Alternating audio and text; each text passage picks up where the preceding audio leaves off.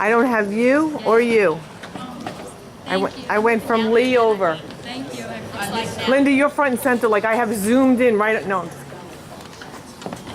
I cut off at Sharon, so she's gonna be mad at me. Me too. Sorry, Dean's out of it, and so is Mr. Nucci. There you go, now Dean's in. What does he get?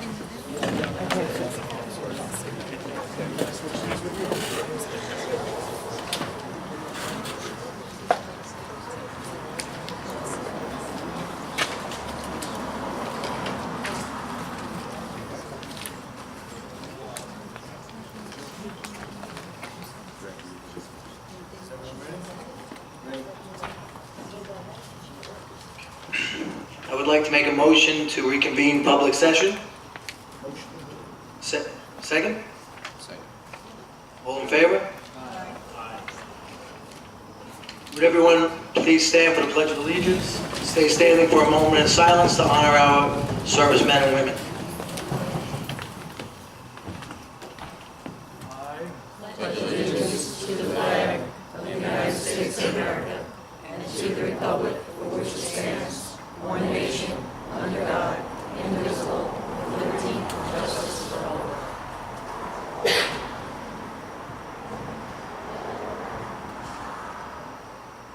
Thank you.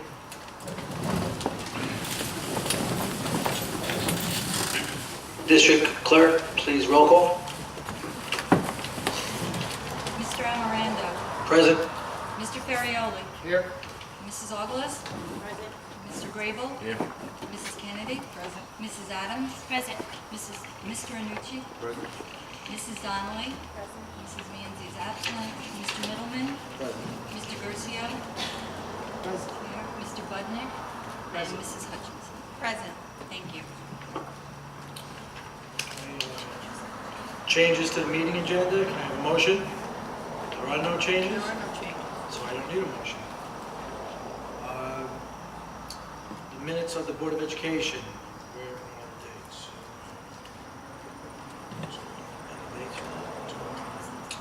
dates? For the July 26th planning session business meeting, can I have a motion to accept that?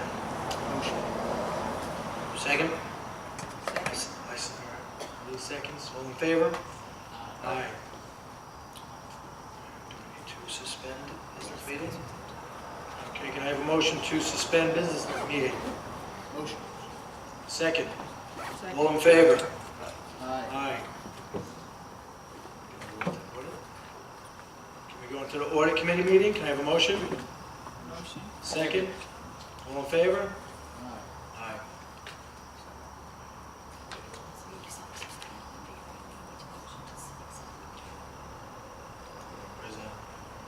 Can I have a motion to accept the internal audit report? Motion. All in favor? Aye. Okay, adjourn the audit committee meeting. Motion? Motion. All in favor? Aye. Aye. Reconvene business meeting. Can I have a motion? Motion. Second. Second. All in favor? Aye. All right, we're going to move into the public comment. This section of the agenda gives the Board of Education an opportunity to recognize persons who wish to raise a question or to make a brief statement on items related to school matters. The time available will be limited to 3 minutes for one or more topics. At this public comment period, agenda items will be heard first. All other topics will be recognized as time allows. Speakers will be provided an opportunity to speak at the second public comment period on all other topics related to school matters.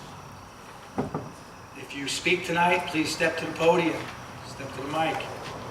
Address the board president only. You may address one or more topics in the time allotted. Individual employees, parents, or children should not be identified by name, title, position, grade, or building. Ms. Panico, you will be first. You're not allowed to say my name, Chris. This is just on what's on the agenda, right? Just the audit? Just what you just did, that's it? So on the audit, you had the appropriations, and there was $21 million left over. So what are we doing with that money? Well, those numbers are not audited. We used to not even publish them, so we have to re-audit these when they go out in September. And this is exactly the good reason why we should be doing that. Put your microphone on. So those numbers are all preliminary. We just closed the books over the summer. The auditors are actually in this week.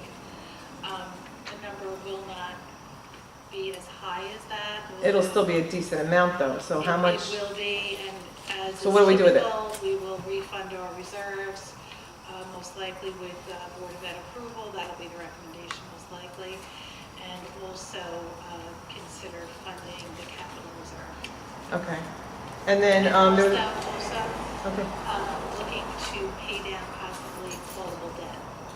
Oh, These okay. are all considerations. that Right, haven't been they just haven't been presented. presented to the board yet. Yes, Okay. There was also an audit done on clubs. yes. On page 10, it shows the total stipends to be about $104,000 for the high school. Is this the total for all clubs at the high school, or was that just that sample? It actually doesn't agree with what I see in the appropriation status report, and the auditor has been away on vacation, so I will reconcile with her. I have But was it a sample? Was it just the sample? It Say, says- even if the numbers matched, was it the sample or was it all of the It clubs? says all, when it's broken down to comprise the whole 100%, and pie chart, and then. Right, I saw the pie chart, but I wasn't Yes, sure. just- But that was just the high school, then you had just the middle school? Yes, I asked them to separate it by. Okay. So do we have a total? Because that percentage of our budget is kind of low for clubs. Maybe we can look to make those clubs better.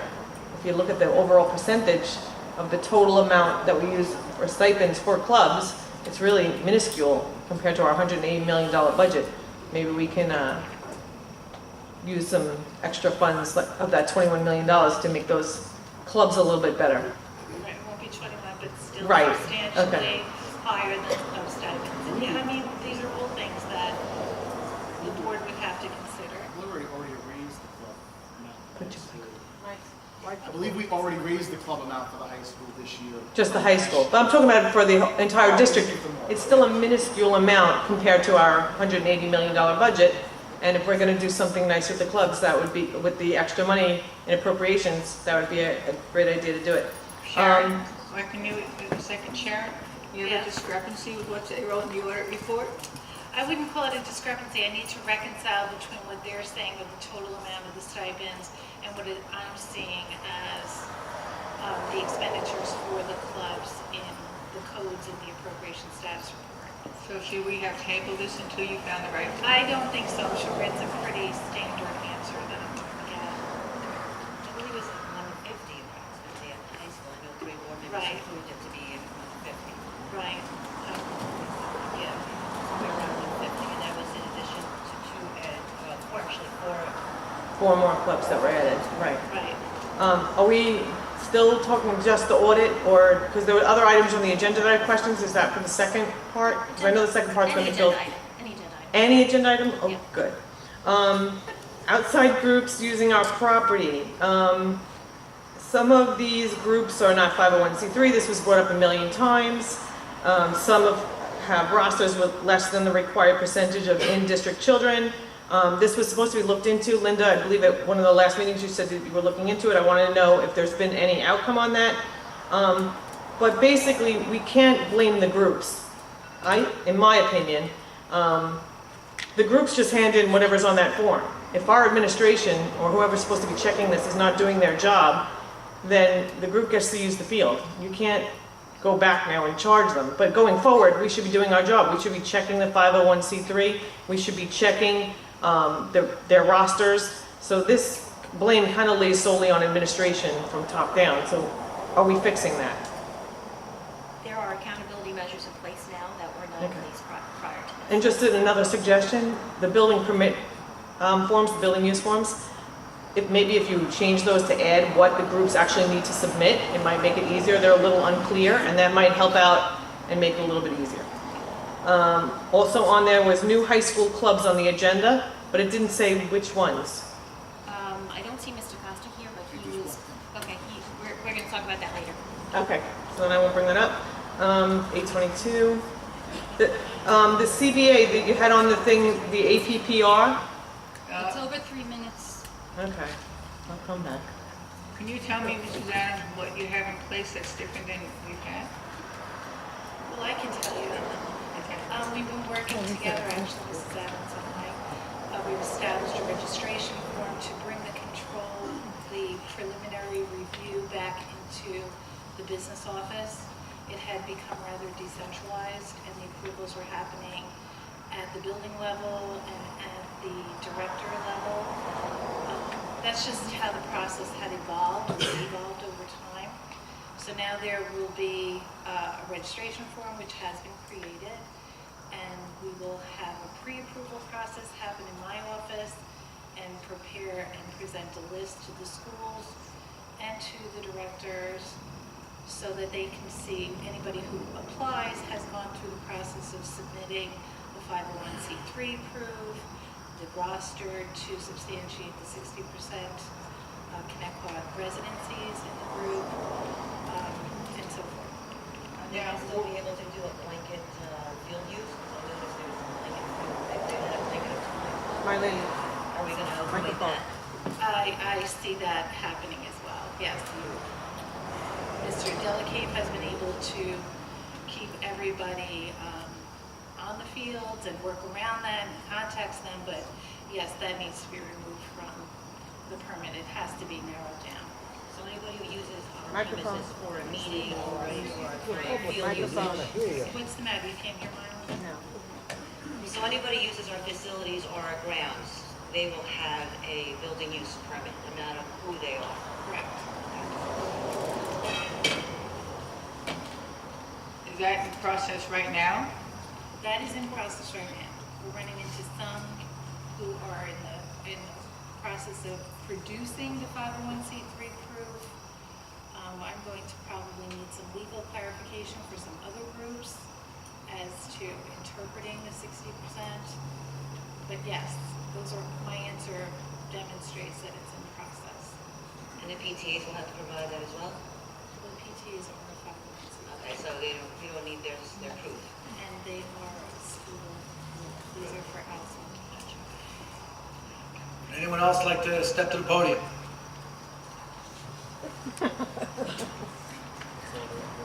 We get 30 minutes. Only on the agenda. No, first. Agenda First, items first the agenda. When does my time start? Ready, action. Go. Hi, Mr. President. How are you? Very good. I'm Vic Barsati. My kids went to his graduate. Can't say my name? Now, you can, Yes. you can if you'd like to. Of course you can. I'm Vic Barsati. My daughter graduated from the school. My son is currently going to school as well. I just have a statement. She's done this before. She was awesome at this. This is my first time, so forgive me.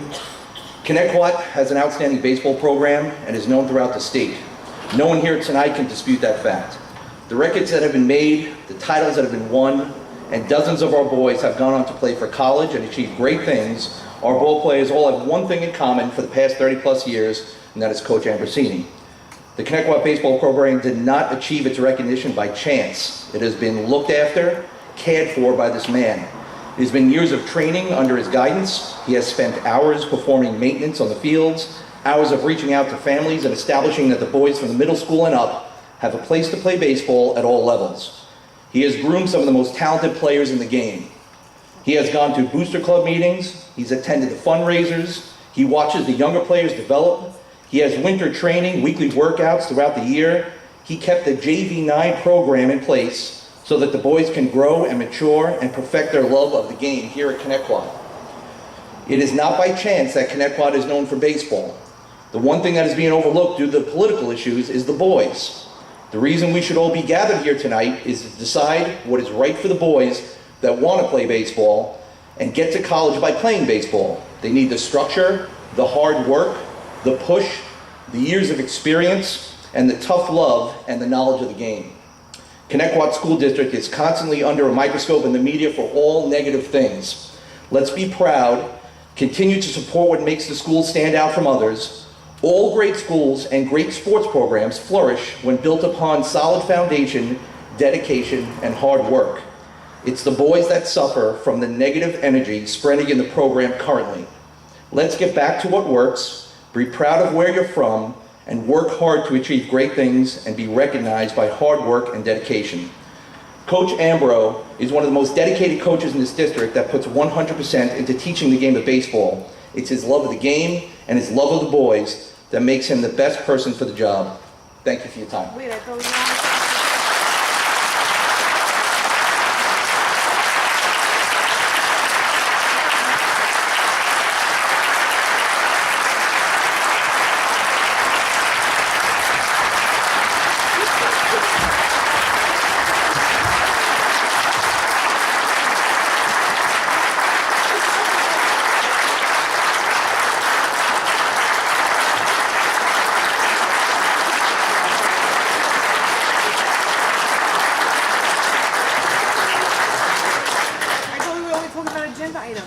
I stand here tonight, I second everything that gentleman just said. I've known Mr. Ambrosini for over 30 years. He's a heck of a coach. He's done a tremendous job for the Connetquot baseball program. And I applaud him as well, as many other people do. However, it's not about Mr. Ambrosini. It's about a contract. It's about a collective bargaining agreement signed by the Board of Education and signed by the Connetquot Teachers Association. This isn't against Mr. Ambrosini. This is about a Connetquot Teacher Association member putting in for a job that he had every right to do, as any member of the Connetquot Teachers Association has the right to do. Now, unless the board can decide to do whatever you'd like. But let me just read my prepared statement. I stand up here this evening to say to those board members who the CTA has supported in the last 2 elections how disappointed we are in the way you have mishandled the hiring for the varsity baseball position. We are disappointed with the fact that you have disrespected our contract. We are disappointed that you have allowed a character assassination to continue against our member, a man who has devoted 19 years to this district and to the students of Connetquot, promulgated by a single accusation, coupled with support from central office administration, who has done so for their own personal gains, interests, and axes to grind. Shame on you for allowing this charade to go on for so long. We are disappointed you have been unable to separate your personal allegiances to one person so that the character assassination could be carried out against another. It is quite transparent to any reasonable person of what has been going on here for the last 3 or 4 months. This is an issue number 1. It is wrong, it is disgraceful, and I assure you it will not be tolerated. Issue number 2 is the fact that no matter who your allegiances are to, regardless of their record, accomplishments, or the impact they have had in your life, it has nothing to do with the hiring of a baseball coach under our legally binding collective bargaining agreement. It doesn't matter. It has absolutely no relevance here. As board members, it is your responsibility to separate personal and professional. It is your duty to adhere to the contract. Otherwise, the cost to the district and legal fees will increase unnecessarily, substantially, costing the taxpayers money. We have 2 members who applied for this job. I don't stand here tonight to tell you who to choose. That's your decision. But I have to ask, why hasn't either one been hired yet? They both put in 3 months ago, 4 months ago. What's the delay? Unprecedented. Someone should have been hired already, as spring coaches are normally hired at the reorganization meeting with all the other coaches. That has been the history here in recent years. The fact of the matter is this: administrators and a few members in the community have made it their mission to make sure one of the 2 members who applied for the varsity position never gets it. 2, one said administrator sent a letter to that same member that he, the administrator, was going to recommend to the district that the member never be given a coaching job again in Connetquot. The association has to ask why, based on what grounds. Again, as I texted, I have 10 seconds. Again, as I texted you back on July 27th, Mr. Ferrioli, Mr. Amirando, and Mr. Grable, to which I received no response. You can still make this right. No member deserves to have a character assassination done to them. Neither of my two members who applied for the varsity job deserve to be hanging by a string, waiting to find out if they get that job.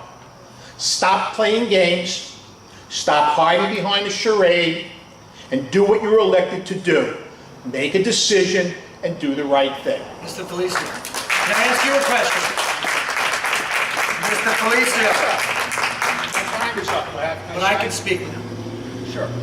You said Nick's name, you said my name, you said Rom's name. How come you didn't say Milo's name or Lee's name? Why should They're I on say the Board their of name? Education also. Because I contacted you guys with that text. Just you three. Because you were in my office a couple weeks before that talking to me about an issue. You have it? Okay. I answered your question. You just answered the question and said we didn't respond to your text.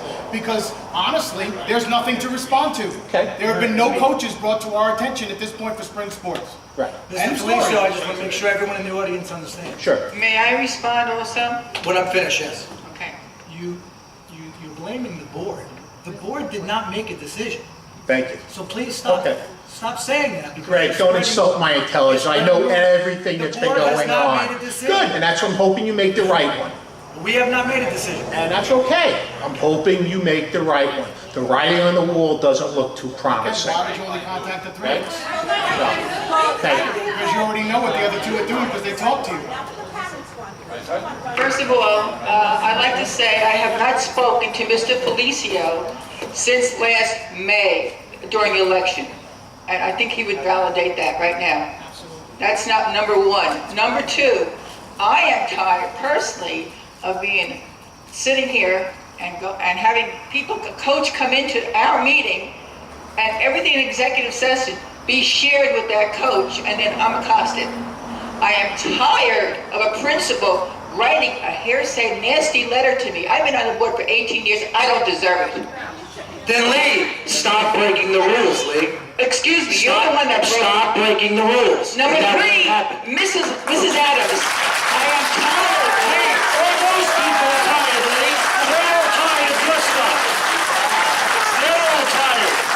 Lee, I am tired of this. Enforcing the rules, not breaking them. No, you're not. Excuse me. I am tired of this. I'm calling you. Make a decision. Don't see what's happening here? Do you see what's happening here, Mrs. Adams? Last time, excuse me, the last time a decision was made 3 years ago on the same issue, same exact issue, same exact issue, Sit down, ma'am. same exact issue 3 years ago. Sir, I'm talking. Same exact issue 3 years ago. Dr. Smith made a recommendation, and that was the end of it. You are tearing this district apart. You are tearing this community apart. There are people out here that got along 2 weeks ago, don't get along now. Okay? It's going throughout the district. Bad reputation. You are bringing this on because you can't make a decision, and I call you to make one.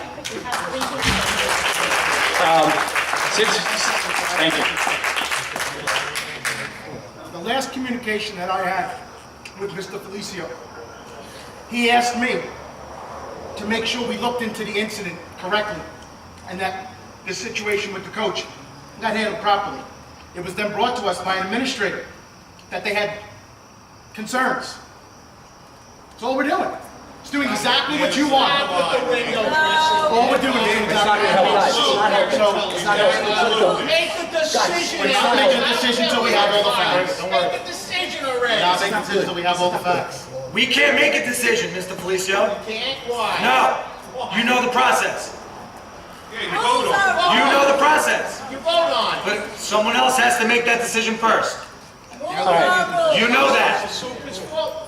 All No, right, it's fault. It's no one's fault. It's a process. this is not productive, so let's. Process. You guys remove the process from the whole.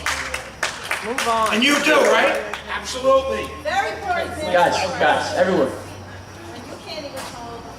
I think I deserve my 3 minutes considering. And I had something planned, but let's just get rid of it. Obviously, there are a ton of people here today. Some people who I know, some people I've known for a while, some people who may or may not like me, okay? We want a solution. The community wants to come back together again. Here's the solution. Let's make everyone happy. We know what certain people in this building want, and you know what I want. I wouldn't have gone through all of this for the last 4 years, 2 times being denied, well, 1 time officially, without this. Let's make the community happy. I propose to you right now, and I'm sure you guys remember when you met in Tony Felicio's office, there was some sort of discussion of a deal.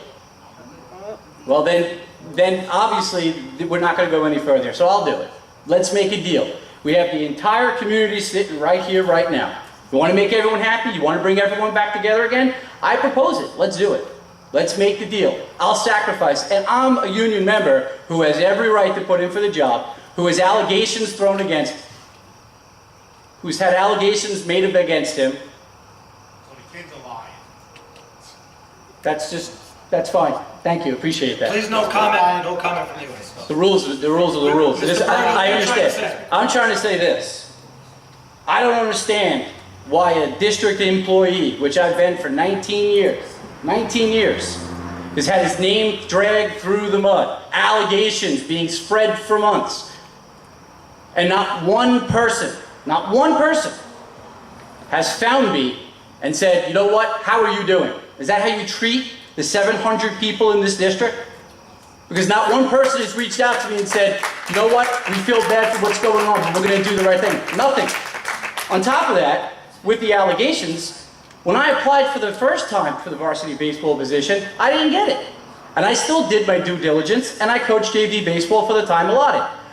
Nothing happened. I put back in for the position, and allegations come from nowhere. The only 2 times in 19 years, 2 times, in 19 years that I've been coaching baseball, allegations have been made against me when I apply for the job. When I don't apply for the job and I'm a good boy and I do what I'm supposed to do, everything is fine. I get 5 for ratings, my scores are fine, no one ever bothers me. But the second I put my name on a piece of paper to apply for a job, allegations of gambling are made against me, which is disgusting, which trickled into the school parking lot and into my classroom. And again, no one called me and asked me how I was doing, not even my building principal, who I reported it to. A DASA report was made against me. And I looked into a DASA report, and I think we need to get more clarification on what DASA actually is. DASA is the Dignity for All Students Act. We really need to go back and look and see how it applies to employee to employee. I was actually given false documents by the district when I alleged the incident that happened during a year, which makes those allegations invalid on both ends. On top of that, just to finish up here, because I know I'm going to get banged for the 3 minutes here, I've given 9 extra years to an employee of this district to retire. 9. 9 extra years to reach goals. 9 extra years to mold our men. I'll be the first one to tell you, he's a good coach. He's a great coach. And when we got along, he mentored me. We hit a road, one that cannot be fixed. But I am still telling you today that I'm willing to make it work to make the community better again. Now the question is the board willing to make that decision? You know what I want. You can help. You can help. You're the most powerful people in this district. What are you saying? Let's sit down in a room, because no one has asked me to sit down, or I will be more than happy. I've spoken to Mrs. Adams individually. I've spoken to the board individually. Our attorney will contact you. That's all I do. That's all I ask. I appreciate it. But what's going on here, the dividing of this community, let's understand something. I'm a teacher first. I'm a coach second. And I just have one other question to ask before I'm done. Can I ask you a question? Sure. You come meet with us. We had you in last time. Yes. And Mr. Grable asked me what position I was willing to coach. I'm just asking. Yes. It wasn't an option then because we didn't discuss. Yes. We didn't discuss it. Yes. We'll contact you and we'll get together. Mr. Grable, you did ask me what I wanted to coach in that executive meeting, correct? I just want to ask one more question. Did you guys receive my email on Friday night? I'm asking the entire board. Did you guys receive it? Yes. Okay, thank you.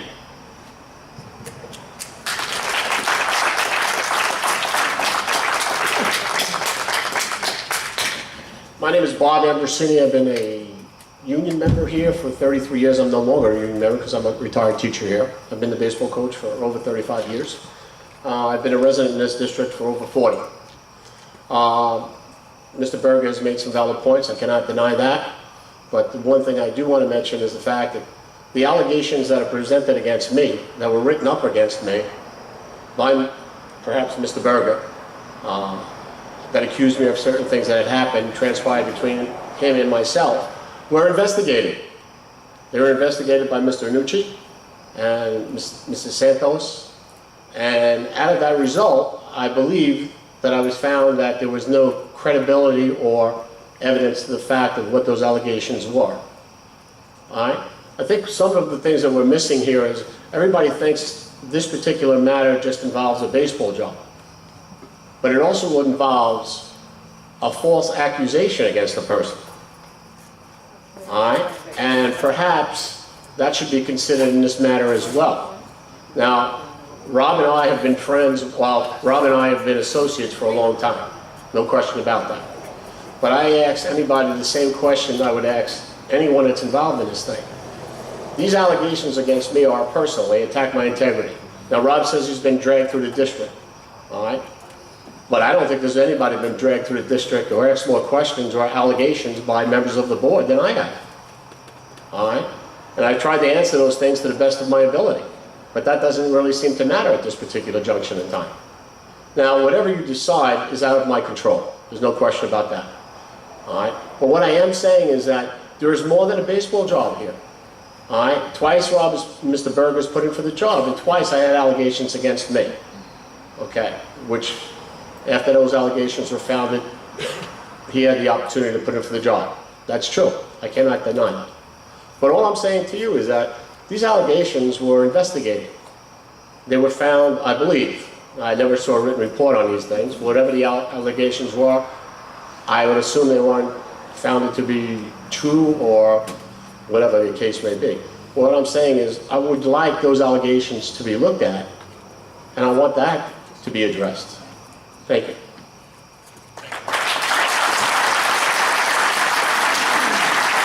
The investigation which Coach Ambrosini is talking about, when I spoke with Gail Santo and I was interviewed, I gave Gail Santo, who I wish was here tonight, 4 individual names to question in reference to that investigation. On 3 separate occasions, I asked her to investigate those 4 kids that would have provided evidence to close it. On 3 separate occasions, she declined my request. It was done in front of a building rep of mine and my union president. Would anyone else like to speak?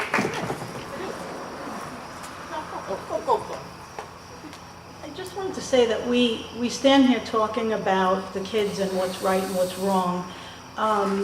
At some point, do we consider rules and what we're showing the kids, that rules can be broken? I mean, I don't... What rule was broken? Well, to my knowledge, and I may be right or wrong, I thought a current teacher has first option to... I'll interrupt, I just want to stop there. Unfortunately, there is no one sitting in this audience that has all the information. We are reviewing the entire situation so that we can come to a decision. That is the best answer we can give you at this point. We're not trying to hide anything from anybody. We have many things that have been brought to our attention on many different levels from many different people about many different things in this situation. We are reviewing them. We are not reviewing them. The administration is reviewing them. No one has been recommended for the position. Stuff that you've not heard, stuff that's Something you have cropped no up just idea, with this. because you can't. It's a personnel. I mean, I appreciate you looking into everything that maybe shouldn't be. That's why it's taken so. But it just seems like history is repeating itself, and what is that showing? But that's not fair to not give everybody their chance. Well, I mean, you know, it's wonderful, and I don't know the first thing about baseball, but I do know that Mr. Ambrosini, you hear his name in such a wonderful light all the time. There's no doubt about that. I can't speak to baseball at all. I can say that a few of my kids have had Mr. Berger as a teacher. top-notch. I would never, and I don't think anybody in the class would say, you know what, that might not be so, I'm just worried about what it's looking like to the kids at this point, because a rule is a rule, and after all, it's baseball. It's not, you know, what's more important right now is how it's impacting the kids and what they're learning, you know? So, and it's not to say, I'm hearing scholarships, it's not to say the next coach can't do exactly the same job. If Mr. Berger puts the same effort into his sport coaching as he does his classroom, I don't see a problem. Everybody has to move on at some point, and, you know, not that anybody's wonderful or not wonderful, but it just comes a time. All good things come to an end, you know, it's somebody else's turn. So I said the delay is Mr. Berger's fault. It's never come from us. Well, I hope the right thing is done. Entire situation, that's all I can do. Yeah. I mean, that's as honest as I can be. All right, well, just please look also at, you know, rules and how that can impact kids too. We don't have to listen, we can do what we want, you Unfortunately, know? I wish it impacted the children less, but we can't not look at it. We have to. We have to. Thank you. Sorry, we have to. Thank you, Mr. President. Hello, sir. I've been around baseball my whole life, and I know Mr. Ambrose about 40 years. I was president of Connetquot Little League at the time. And I went over to him and I asked him, what does he want us to do? And he told us what to do with our kids in our league to get them ready for the high school. Okay, he built a program that was nothing. My kids played on 2 championship teams. I have 2 sons that had scholarships, 1 grandson with a scholarship. I can name about 40 other kids that have got scholarships because of Ambrosini. He builds them up and gets them ready for college. The coaches in college tear your butt up. And if you can't learn anything from Ambrosini, he'll get you ready to get there. My grandson made it through 2 years ago, he finished. Okay? I can't tell you how many kids quit when they got to college and gave up their scholarships. I see one man there that was drafted, my son was drafted, and I think there's about 8 other kids. Now, rules are rules, but this man builds baseball players, and he gets scholarships. So I'm all for Ambrosini. That's my opinion.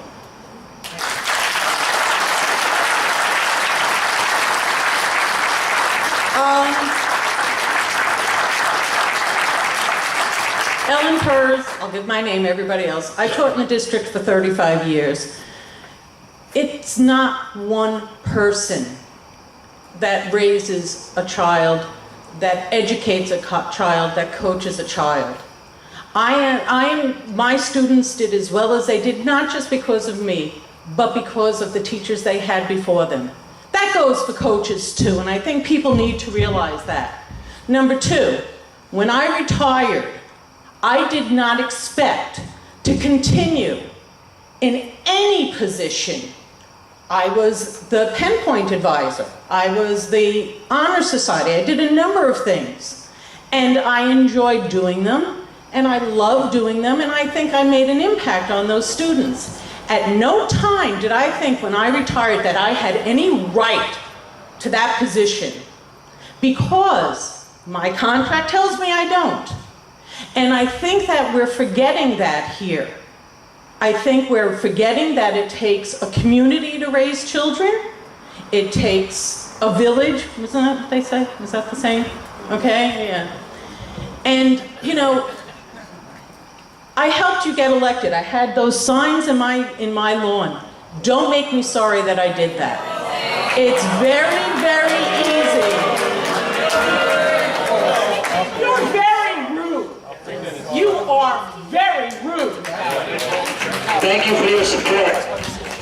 Oh no, and granted, you know, it's very easy to get elected. It's very hard to govern.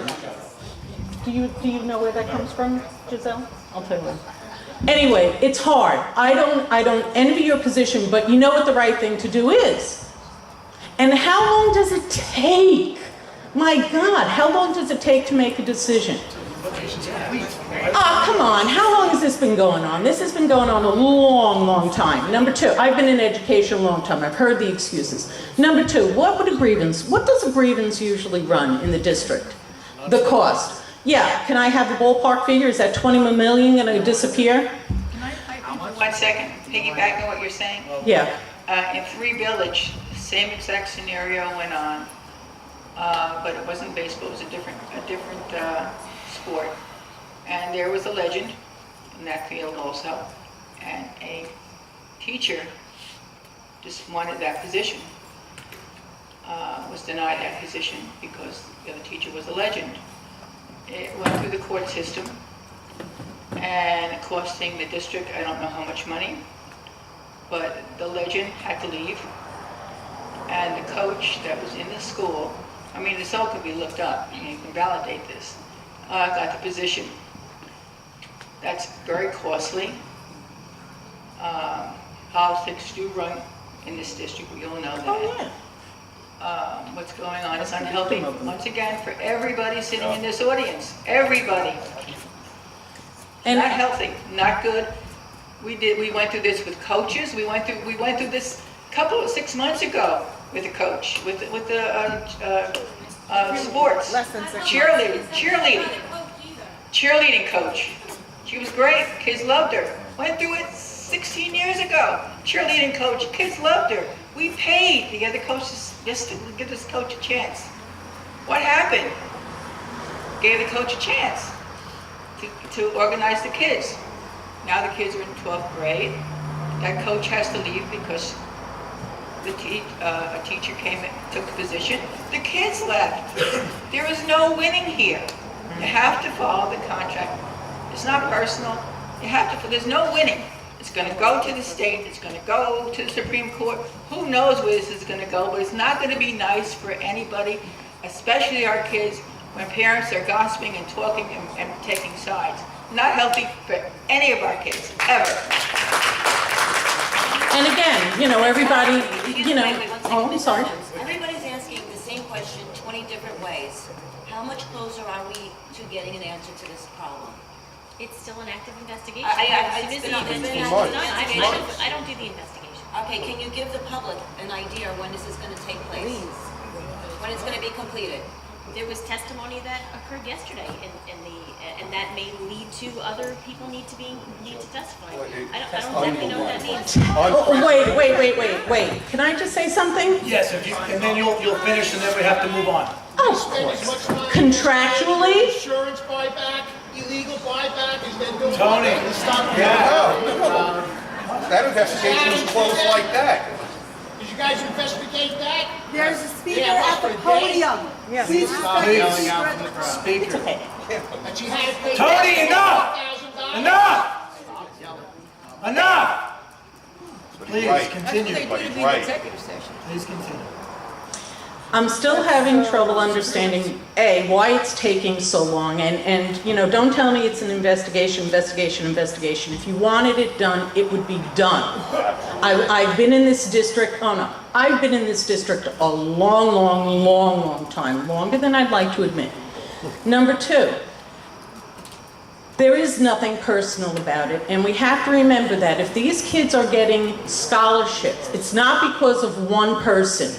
It could be because of the JV coach, the 9th grade coach, the Little League coach, whatever. It could be pure talent, who knows? And the program is not one person. And we have a contract. And if you wanted it settled, it would be settled. You have to do the right thing. Oh yeah, you have to do the right thing. Well, the contract. Yeah. It's the contract. You're assuming it's about the contract. No, I'm assuming that, but again, nobody should be, then there should be nobody here All right. supporting someone who has no right to the job when there are 2 people. It's a community, they can come and speak. Yes, you're absolutely right. You're right. I stand corrected. Again, However, no one knows except what's going on, that what's being reviewed and we're reviewing it. That's all I can tell you. I don't know if any said tonight is pertinent to the information. We can't tell you that. When she is finished, we're moving on. There'll be another public session later on. But you can finish, miss. Okay. No, can I say one more thing? Can I just say one more thing that has nothing to do with that? Can you take some of that 21 million and give everybody a microphone? Yeah. Everybody needs a microphone! A microphone that works. We're moving on. Yeah, your microphone's so good. We're moving on. Recommended action, personnel matters. Number 1, Schedule 1, resignations, terminations, leaves of absence. I need a motion. Motion. Second. All in favor? Aye. Number 2, Schedule 2, appointments, tenure salary changes. I need a motion. Motion. Second. All in favor? Aye. Number 3, addendum, Schedule 1 and 2, appointments and resignations. Nothing in there, okay. New business discussion items. We need to discuss, we have to vote on number 2 and number 3.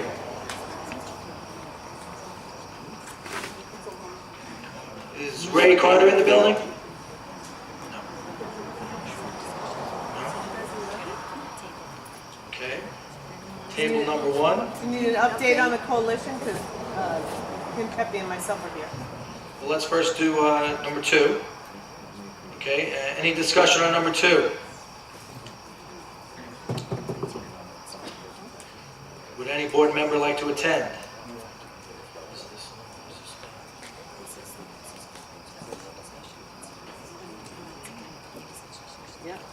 Yes, I would like to attend. Okay, any other members? Okay, number 3. Right away? Okay, can we vote on that? One person attended, myself? Yay? Yay. 3 yeas. All right, number 3. The refit annual meeting. Any discussion? Any comment? Anyone want to go?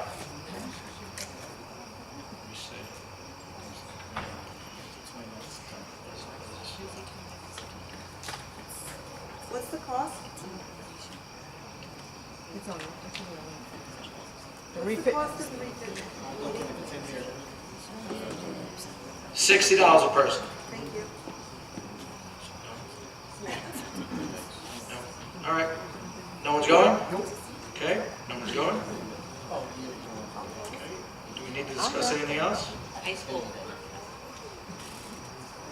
Which one? high school clubs. Number 4, new high school clubs. Mr. Costa's here. Mr. Costa, come on down. Mr. Costa. Mr. Costa, sir. It's hard to hear from back there. Do you want to speak about the new high school clubs? On the prices. No? Okay, no problem. Well, You have, Thank you for being here, Mr. Costa. okay, you have in your packet in front of you two separate items from Mr. Costa. The first one is club procedures and expectations, which is something that Mr. Costa put together in order to... Linda can't hear you. Okay. So in the packet right now, Mr. Costa has put together club procedures and expectations, which is something that the Board of Education and the administration has asked him to do in order to raise the level of accountability on clubs and attendance for the children in the clubs. And the second part of your packet are the proposed new clubs that Mr. Costa would like to propose to you folks. One of them is the Science Olympiad, and the other one is the GSA GALA club. You'll see in that packet that the bylaws have been addressed by the students, and they were presented to Mr. Costa in an appropriate manner, which is part of the regulations also in your packet, just so that you're aware. The salmon-colored booklet are the regulations that govern clubs and their accounting, and our internal auditor has provided that for your edification. The 2 clubs that are presented tonight, the Science Olympiad and the GSA Gala Club, have been presented in accordance with those state regulations. So where is the petition? Can't hear you, Mylan. Where is the petition of children that signed on to be Can't on the hear you. club? They are attached to these packets. I only see Science Olympiad. And there's an explanation for that. The GSA Gala Club has been meeting actually for about 5 or 6 years, Mr. Costa, That's correct. under the auspices of the principal. So Mr. Murtha originally was running this club for no compensation. Mr. Costa picked that up this year, and then a teacher at the end of the year volunteered her time to meet with the kids. So there was no original petition because the club had been in existence for 5 or 6 years. So does it have a charter? And is that bylaws? The bylaws would be something that are part of this document, and the charter would come after you decide as a board that this is something that you would like us to pursue a stipend negotiation with the CTA if these two clubs are things that you're interested in funding. So how am I to know how many kids are interested in this club? Because you gave us a list of children that attended the GSA. And I'm not singling out for any particular reason, but there's 4 children. So I'd like to know, is there a lot of children that are interested? And I don't know that because I don't have a petition. That's why Mr. Costa is here this evening. I would love to address that. Thank you. And I'm going to assume that you're all looking at this sheet, Milo? That's correct. Okay. Part of the issues, can I speak off mic, is that all right? Part of the issues that we discovered this year is that this is one method of record keeping that we kept since January moving forward. And I think this is a very valuable sheet because this sheet tells us what we need to fix. Now I'll give you an example. We're going to talk about the GSA, but I want to talk about this AHA club before we go into GSA. Can you use the microphone, Mr. Costa? With the microphone. Is that better? Yes. Okay. Thank you. Referring to Athletes Helping Athletes, the AHA club. On here, if you look where AHA met, total meetings 3 times, 100% inaccurate. Now, this information was gathered from some of the club photos that we had on file, so to speak, that we started gathering evidence. There was a system in place, it was a very loose system in place to gather information. What we gathered is what you see on this sheet. This sheet is not real. It's not reality of what goes on. Athletes Helping Athletes, I can tell you, met at least 3 to 5 times each in each middle school, not to mention all the meetings they had at the high school and the events that they ran at the high school. I'm really focusing on amount of times. I just see there's a lot of students that are interested, so that wasn't a red flag for me. I wasn't really zoning in on the times they're meeting. Mhm. I'm just zoning in on how many children are actually attending the clubs, because... I'm going to get to that. Okay. Yep. So the meetings are supposed to represent or reflect the students as well that attend the meetings. 176 members of AHA, which is, I'd say, a little loose or maybe slightly above what really shows up for the meetings and the events.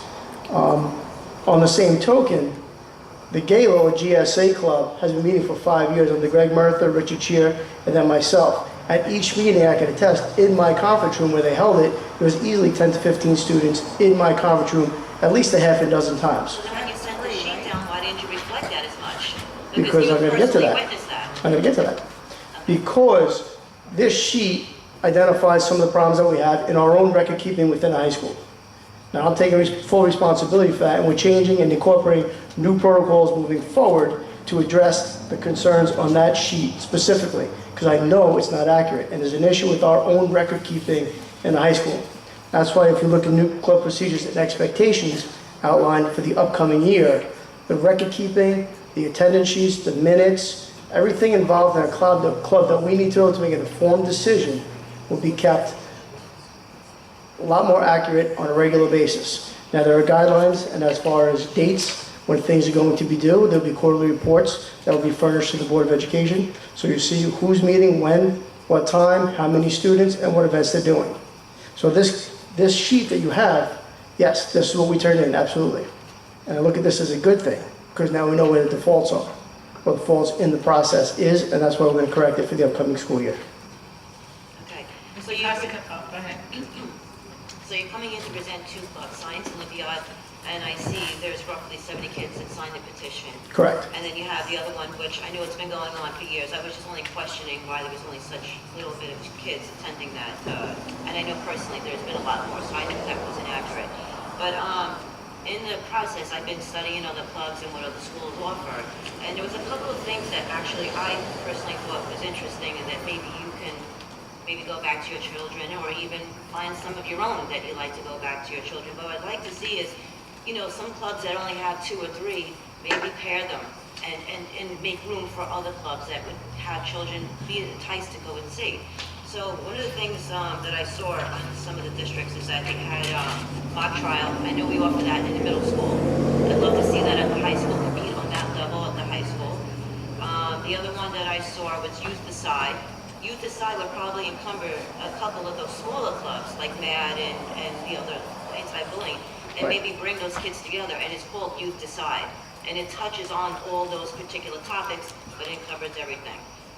Science Olympiad, I definitely support. I'm a big supporter for that.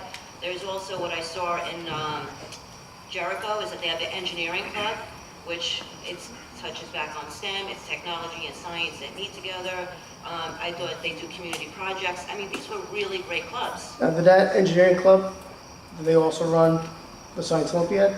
It's two separate animals. Science Olympiad is one thing, this is something else. This is combined science and technology in a different aspect.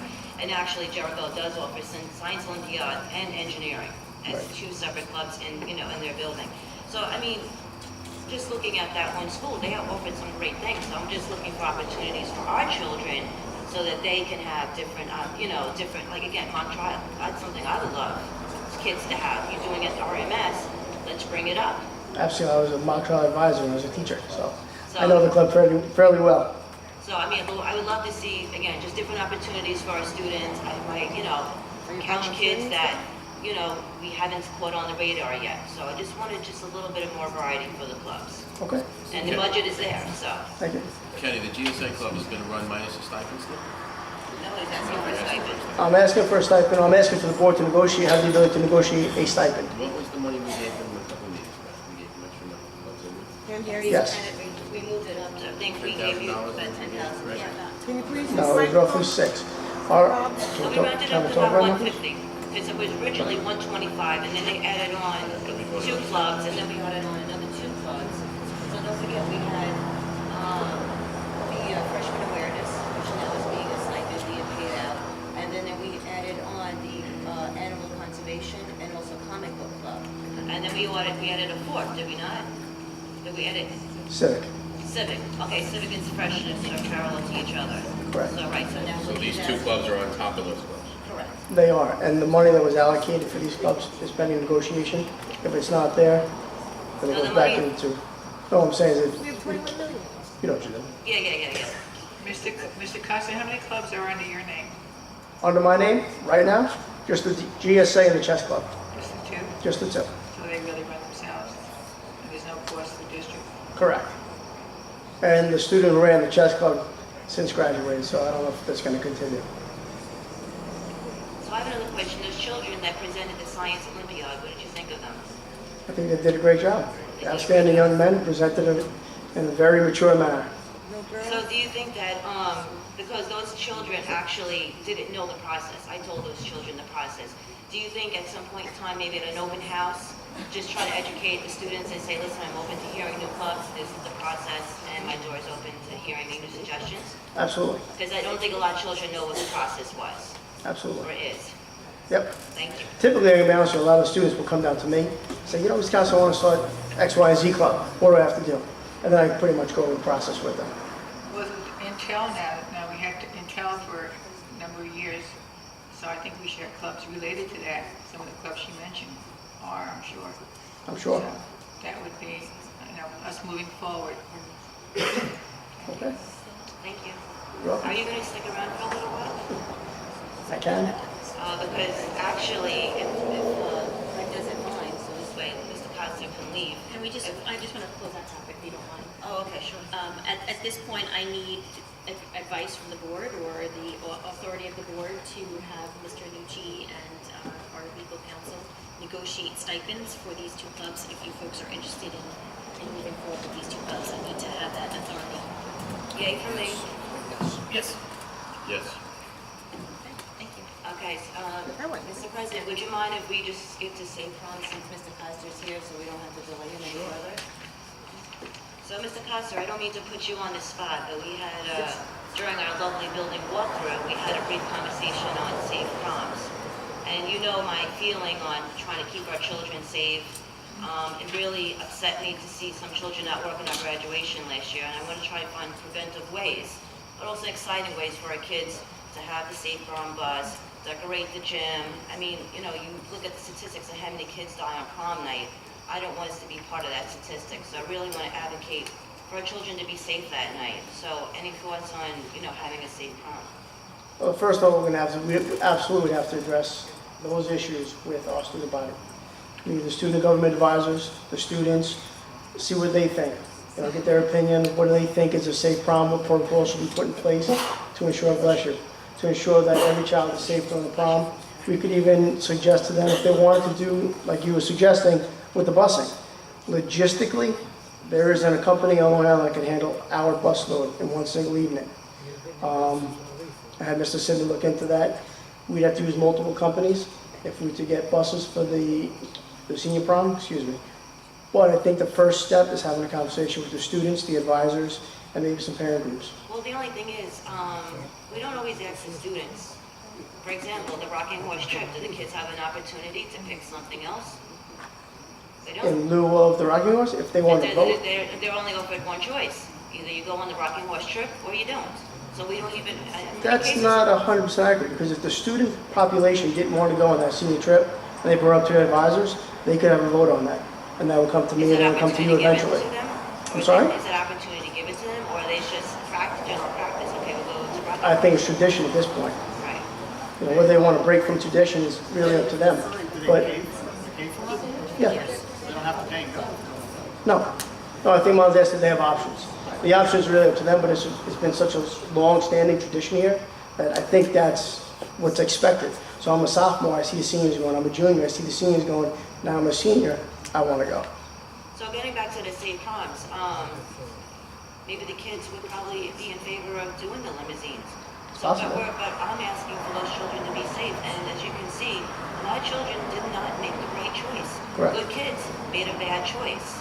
So to put this on the children to now make that decision, maybe we need to take the decision out of their hands and keep our kids safe. Because the last thing I want to do is be a statistic, Connetquot High School, senior driving home from prom. I don't want to be in the newspaper for that. None of us So I do. need to be proactive in keeping our kids safe. Right. You know, 3 years ago, Mr. Costa, I think 3 or 4 years ago, this came up.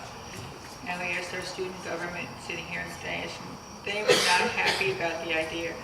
But talk to the parents that there are 12 kids that couldn't walk this year because they signed a piece of paper saying they would not drink, and they drank.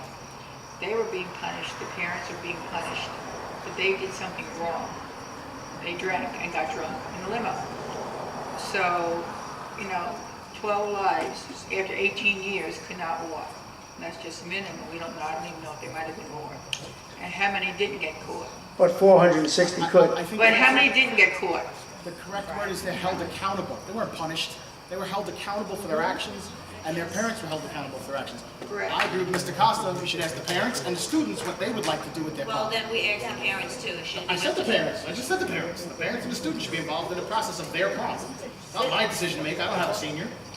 Listen, I don't want to take away good kids make bad choices. I was a good kid. I made bad choices too. But if I knew that this is my only option. And the other thing too is, what about those children that don't have the opportunity to be in a limousine? That they're 2 or 3 that are very close knit of friends. At least now you have everybody can join together. You make it a community event. You dress up the gym. Have the parents come down, so they're not just taking a picture of the 10 kids in the gym in their limousine. They're taking a picture of 50 kids, their friends and people they grew up with. Kenny, I think you're right. If you're going to consider changing such a concluding event to a high school career, you need to have some consultation with the student body, especially those who have been elected to represent the student body, at minimum. At minimum. Thank you. Well, I'm sure this topic will come back again. Thank you. You're welcome. Thank you. Any comment on recruiting at the high school? Oh, that's you again. Don't be going nowhere. There was actually a concern that was brought to me by several parents, and they don't have any problem with military being present in the building. It's just the frequency of that. And what the concern is that colleges are not there as frequently as the military. So we need to offer these children happy balance. The military be there as much as as colleges. So when you see one entity only being represented, I'd like the kids to see different entities being represented, not just the one. And Agreed. and again, this is just parents speaking. I don't know this firsthand, but one in particular recruiter has taken the liberty of going into the lunchroom, going into the library, walking through the halls, like, you know, and I know that this is supposed to be a contained area.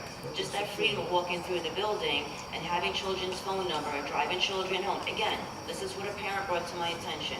It just raised some red flags for me. Right, we're kind of discerned who that recruiter was. I spoke with that commanding officer. Yes, I'll get you the person. No, Oh, you know who it is? No, not necessarily.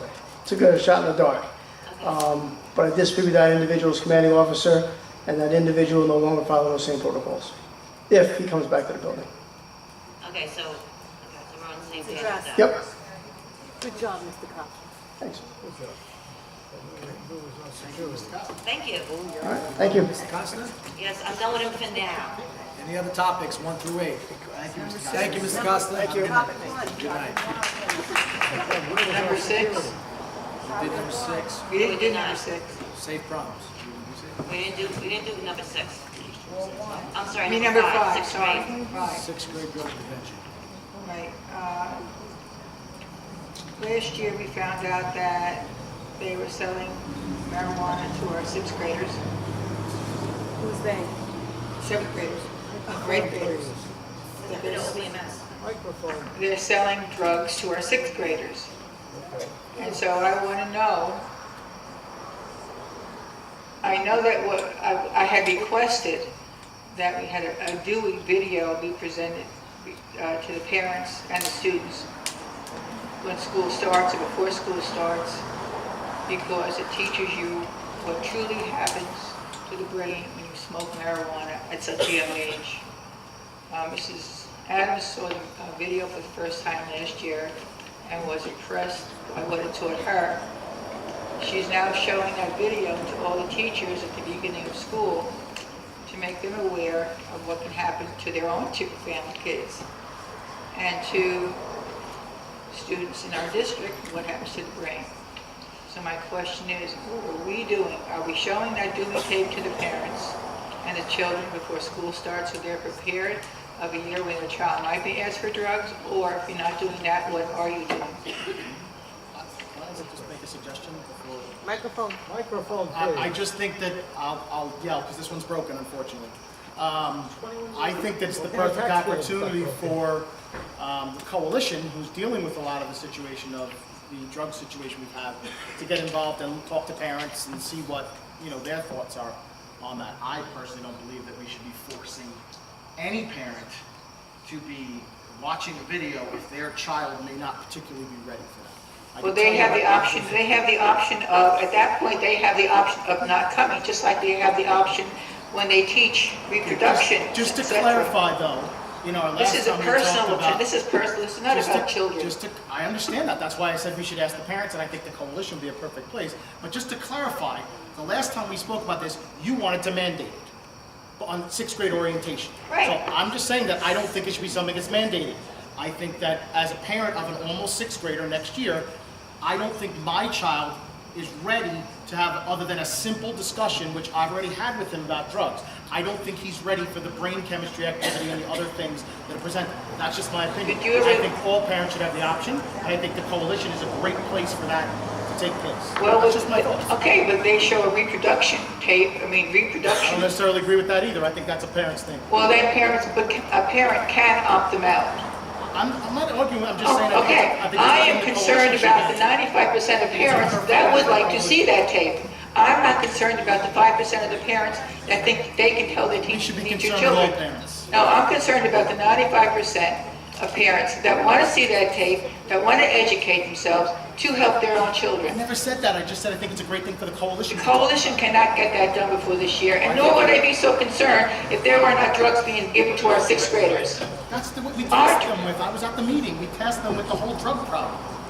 Drugs were given to 6th graders and they bought it. I'm just saying. It's not acceptable. At the coalition. Not acceptable. Let's educate. I'm not saying it's acceptable. I don't know why you're yelling at me. All I said was the coalition, we tasked them with dealing with the drug. Now, what you're saying is because you don't want to your child to learn, you don't want any other child to learn. You That's think not all what I parents- said, Lee. Don't put words in my mouth. What I said was, I think all parents should be talking Get on about. with the meeting, please. I think all parents should This be is a board asked. discussion. I think that the parents should be asked and the coalition should be tasked with getting that information. That's all I said. That's all I said. I never said that I didn't want to authorize it. I said the coalition should be tasked with getting involved with the parents and finding out what they want. That's all I said. Okay, what's next? No one. Any other? Or the coalition. All right, we'll go to athletics. Any comments? No comments. All right, the coalition. Yay, come on. I'm having notes like it says something. Connetquot Cares Community Coalition. Connetquot Cares. Yeah, really.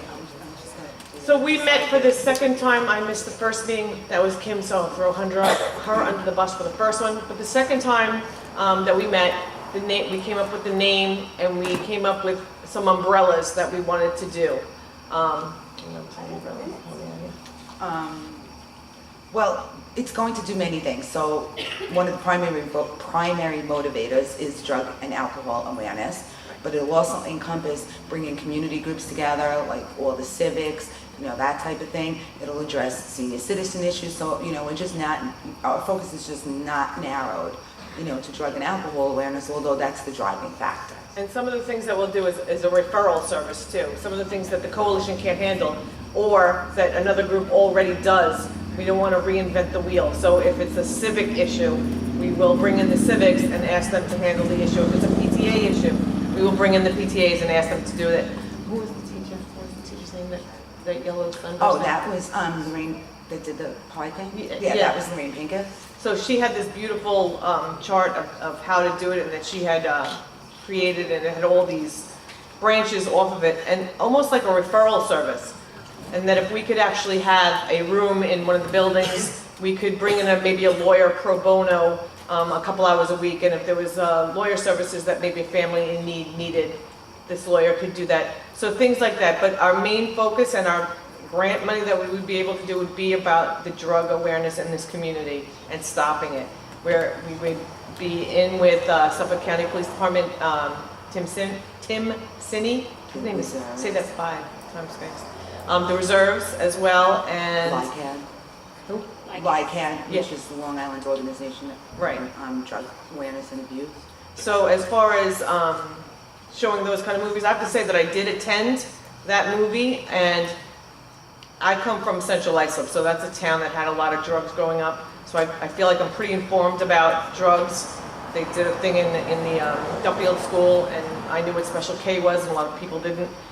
What I didn't know from this film, and I have to say was very enlightening, that the marijuana today, 70% of the seized marijuana, this really just resonated with me, is laced with methamphetamine. So unless you're growing it in your own backyard, which is illegal, these kids don't even know what they're smoking anymore, and they're getting hooked. So would it be a great idea for kids? As long as the parents thought it was great, I thought it was a great idea. I love seeing it, and the next time you show one of those, I'm dragging my kids with me. But it is a parental decision. I think that should be left up to the parents. Just so you know, we did, on the advice of some outside organizations, discuss mandating seeing certain things or having to be present at certain lectures by both parents and child in order to attend different events in Connetquot. So I don't think we're really on the same page right now, because you're talking about, I understand, but that's what we're talking about. Smithtown, for But not at 6th grade. We're talking about like the senior prom level.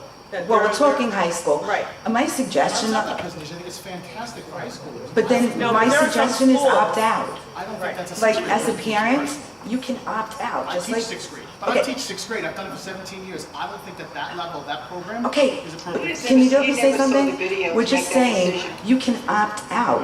You can opt out of the HIV, you could opt out of the I think you should reproduction, have to like you opt out. I don't think have they to should have your child opt be in. there. I think they should have Okay, to so opt call in. it what you I don't think like. they should have to opt out. But anyway, let's get back to what we're doing. So,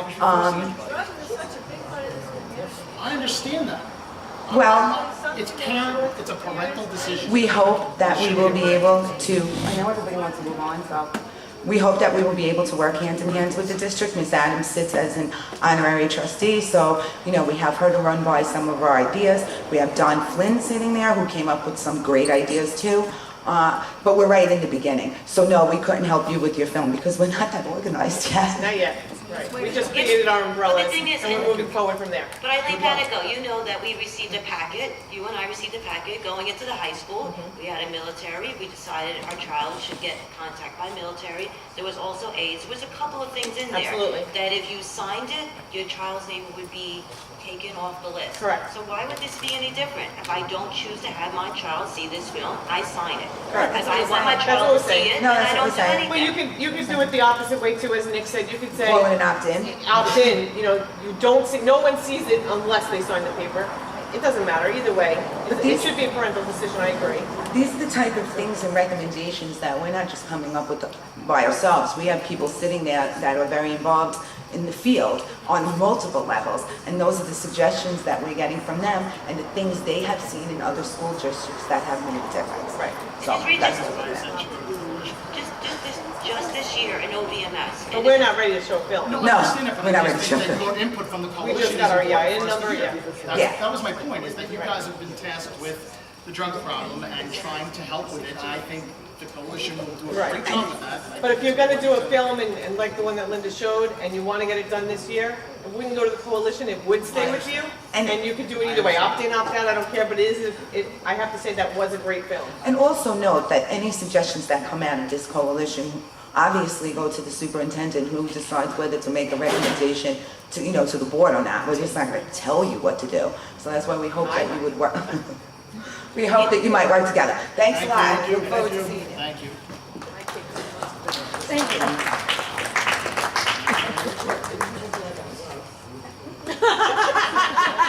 We're moving on to recommended action, financial matters, numbers 1 through 7. Well, Ms. 2 through 7. Ms. Sharon Donnelly, I did have some questions to you, some of which Eileen Can't hear you. Panico had asked. You need a motion first, my motion. Motion. I got a second. Any questions? Sharon, so Eileen Panico did touch on some of the questions that I had. I had another question regarding the school lunch, $118,000. So do I wait for my questions until you finalize with audit reports? The other thing I did see, and I can't, and I agree with Eileen, I don't see it changing all that much, is the $17 million. What do you want? Between the revenue and expenditures, that we have a plus of 17 million. So do you anticipate that number changing that much before we go further, and how we're going to appropriate that? I would expect them to have similar results Well, last year was roughly 6. So the 17 million just really caught my eye because you had expenditures at 158, and then right up to 159 mil, and then revenue at 172. So I mean, that's pretty significant. That's because we didn't have the books closed yet, we didn't have a lot of expenditures reported. I'm expecting that our expenditures will be more in the range of 160 to 170 million. But we're still in the process of closing, we're not there yet, the auditors just came this week. Now we're looking at the lunch aid, 118. That should be a little bit close to accurate on that, right? Again, that's part of the audit, so I'm looking at 120, but I do expect that the I had 218 written down. Now the lunch aid fund, what was the deficit of last year roughly? 100 and So it wasn't around that. Thank you. And then one other question, and I know it's jumping the gun, but I figure I'll just ask it now, just since we're talking about budgetary. I noticed that there was a budget transfer of $10,000 to pay a legal bill. My question is, why didn't we just take it out of the line item? I think that we have 4 budget line items that are dedicated to legal. How come we just didn't pull it from one of those and transfer to pay the bill? in all likelihood because those were already encumbered for their specific legal purpose. Okay. Gotcha. Okay, thank you. Any other questions? Okay, moving on to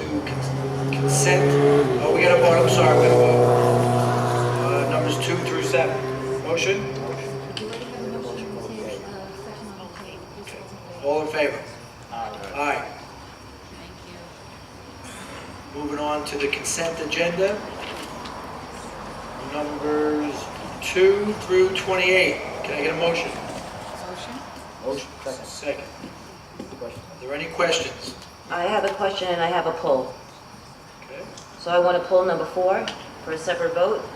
Can I have a motion to pull item number 4? Motion? Second.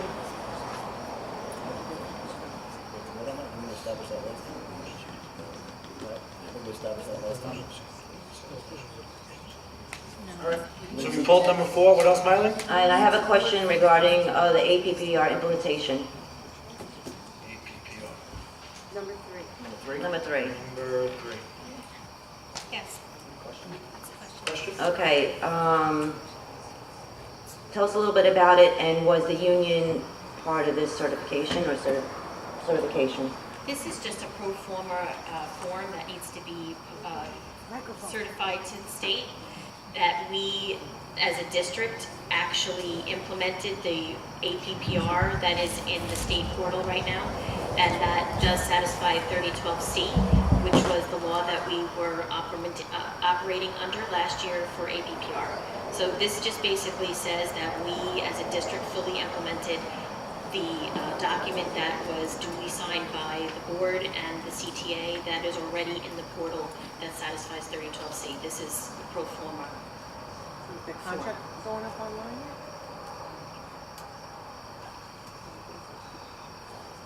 Hey, Mylan? All right, so then we're going to take number 4 for a separate vote, is that correct? Correct. So you have a motion and a second on the table for 2. There could be discussion on this. Discussion Any of... questions other than number 4? Anybody have any other questions other than number 4? Yeah, oh no, not anything other than 4. I do have a question on 4. Can't hear you. 2 through... 2 through 28, excluding number 4, motion and a second on the table. Okay, can I have a motion for items 2 through 28 except for item number 4? Do we have a motion? We already have a motion on the table, and you just need to do both. All in favor? Aye. Aye. Okay, now we move to item number 4. Number 4, section. Any discussion? Yes, I personally would like to table it. I think the letter is warranted. However, Can't hear you, Lee. the letter is warranted, but it doesn't meet all board members' expectation. I believe there should be another paragraph in it. I'm abstaining from that because I don't feel every measure was taken to evaluate the process. The letter, I believe, is only a reflection on 3 of the board members. It wasn't an input of the entire board. We couldn't agree on putting something together. So I also advocated for this process to be investigated through an outside service. No, I just want it to be tabled so we can go over and discuss an extra paragraph that should be put on there. Am I allowed to say that, Mr. Garcia, that I don't feel that every initiative was taken in this process? So can I give the opinion and say that I wish an Yes, outside you can. investigator had taken a look at this particular matter? Yes. Am I allowed to say that? Yes. Thank you. There's a question about a table. A motion has to be made. Okay, can I make a motion to Can, table it? you can. It doesn't need a second, and then there's a vote. There can't be any discussion with regard to the table. Motion to table this. So do you need a majority to table it, or does it go You need a forward? majority to table. We have to vote on the motion? Correct. A motion to table, which does not require a second under Robert's rules. So now there's a vote to table. If you get 3 votes, it's tabled. If you don't get 3 votes, then you move on the motion itself. I'm just going to go on record that I'm abstaining. I don't believe in You can't- tabling. There's a motion to table. There's no discussion. Okay, so You vote or you I'm don't. saying no to the table, but I'm abstaining.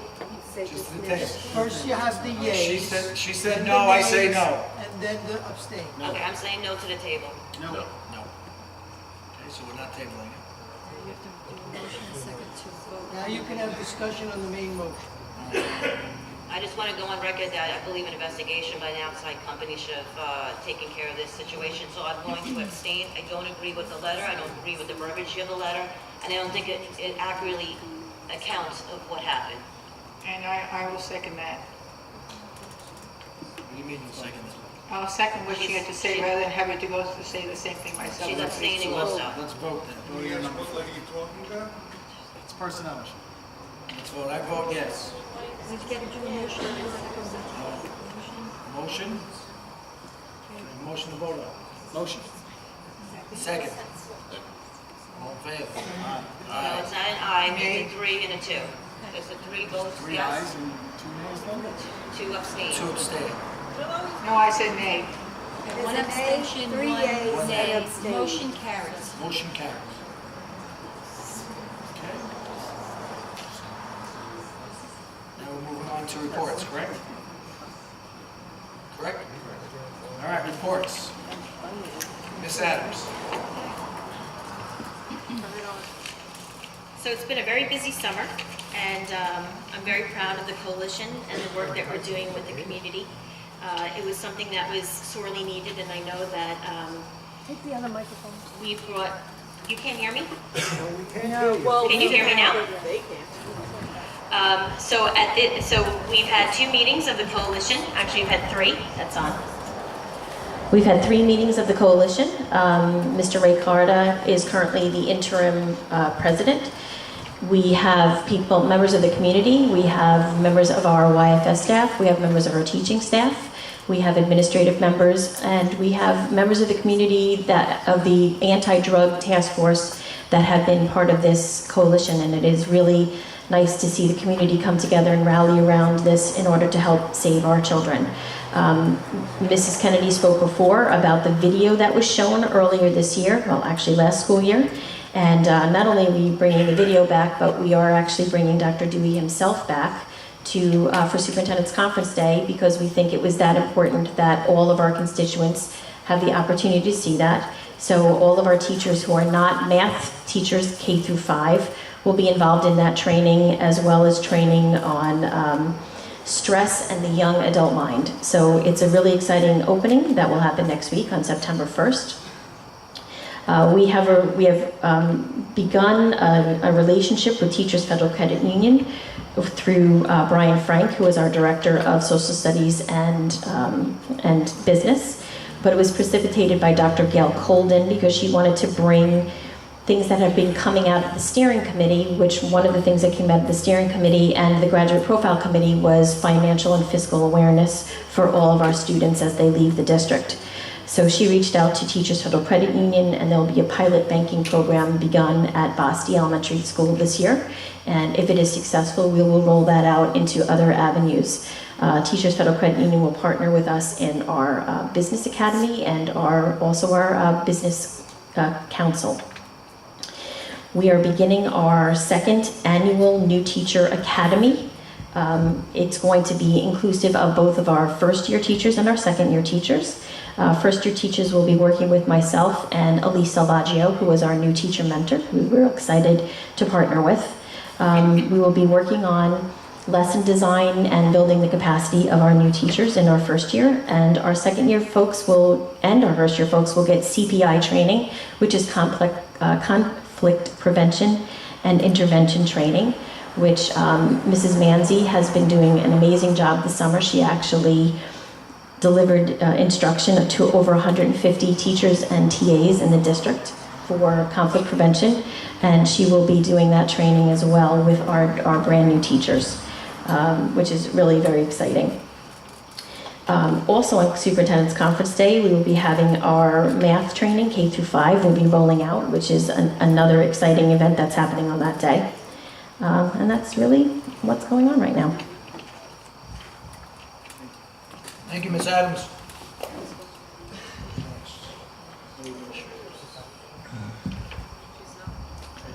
Does anyone else have anything to report? Where are we? All right, anyone on the board? Well, I can say that Lee and I attended the scope dinner, and we had the privilege of sitting with Valley Stream that night district. Normally we sit with our own district, but unfortunately we came a few minutes late. But I think we had a good conversation with Valley Stream, right? I thought it was very informative. The gentleman actually sent me a book on the rules and laws of Board of Education, and I thought it was great.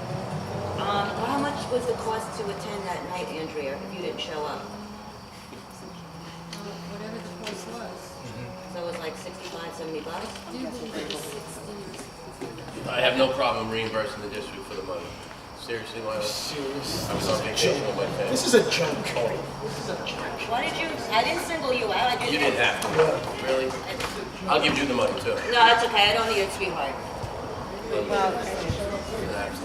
We have a little bit of respect up there, just a little bit. Wow. You know, you don't have to like each other, but respect is really important. There's no one against anyone, miss. That's not the way I see it. I see it the same way. Would you like to talk to me after the meeting? Yeah. Please do. Please do. But you know what, there is All right, we're moving into the next public comment. Say anything about what? Right, I That's committed to smiling. go We're to not a dinner fighting. and I was unable to attend. And that cost the district $60. That's what that was about. change here. You got to vote in May. Because I think that's what this district needs, is a change, a new board who's impartial. You should know who's trying to help the district and who's not. That's what you should try to figure out. No, it's a fact. Now, we got two great coaches here, but you know what? We have many great coaches here. All right, public comment? Is there anyone else? Anyone out there that would like to speak? Oh, we do have someone in the back, Miss Panico. He hasn't spoken yet tonight, so we'll let him go first. Oh, Miss, I mean, you sat down. Yeah, you really, you can.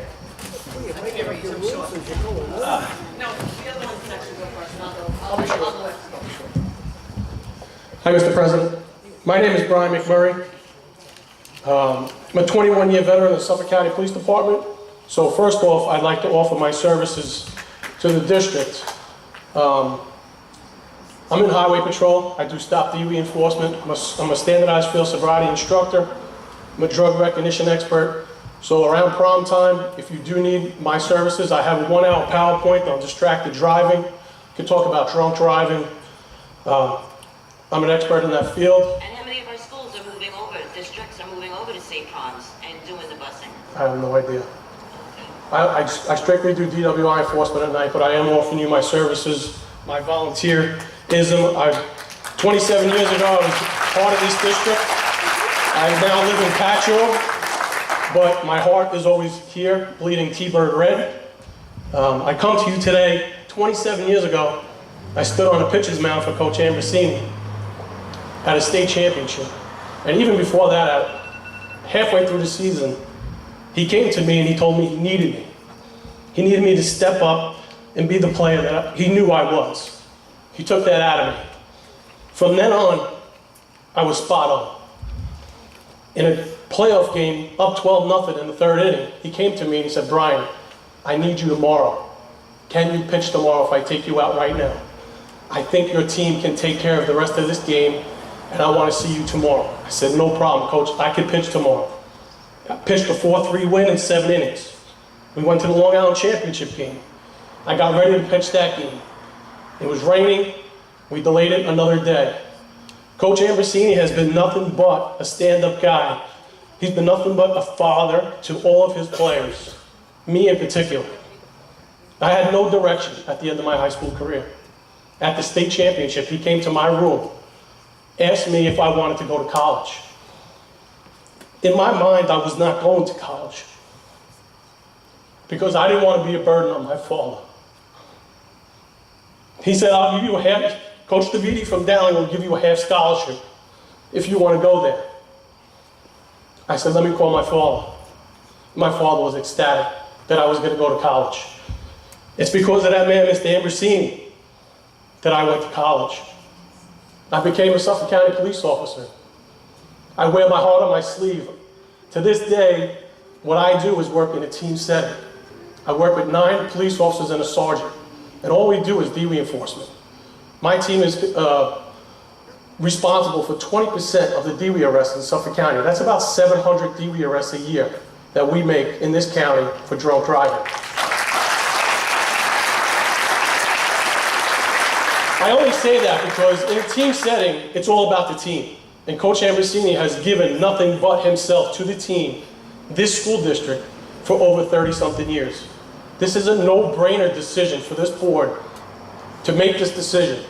33 years ago when he started, just like 21 years ago when I started my job, I expected certain things. I expected that when I reached the height of my profession and I carried on, that I should be able to carry that on as long as I'm physically able to and providing the best service for this school district. Mr. Ambrosini provides the best service for this school district as a baseball coach and a mentor to your kids. 27 years later, I leave my family at home sitting there at dinner so I could come here and represent and help Mr. Ambrosini keep his job, which again I tell you is a no-brainer decision. He is a father. I see different generations sitting out here in front of you right now that he coached, not just from my generation, from short-timers in the near past that graduated this school and have probably come on to be successful persons because of Coach Ambrosini. I don't care about a contract. I'm in a union myself. Okay, rules and procedures I need to be talked about. And when you have somebody that puts 33 years of his service and good deeds and has nothing but hundreds, maybe thousands of students that would stand here before you today if they didn't have to walk through this life that is so hard that they couldn't be here for the few minutes to represent him today. You would probably get emails, texts, and everything else from all of his students that he taught in the school district. He was a teacher here. You know what? I lost my job to Rob Berger as a 10th grade varsity football coach. You used my name. How was this? I'm sorry. I'm sorry. I apologize. I've never done this before, Rob. I apologize. This is what I'm talking I about. apologize. We gotta follow protocol. I apologize. I apologize for using your name. I'm going to finish up. Your time is up. Like I said, this is a no-brainer decision for you people. This man is like a father to a lot of people. Thank you.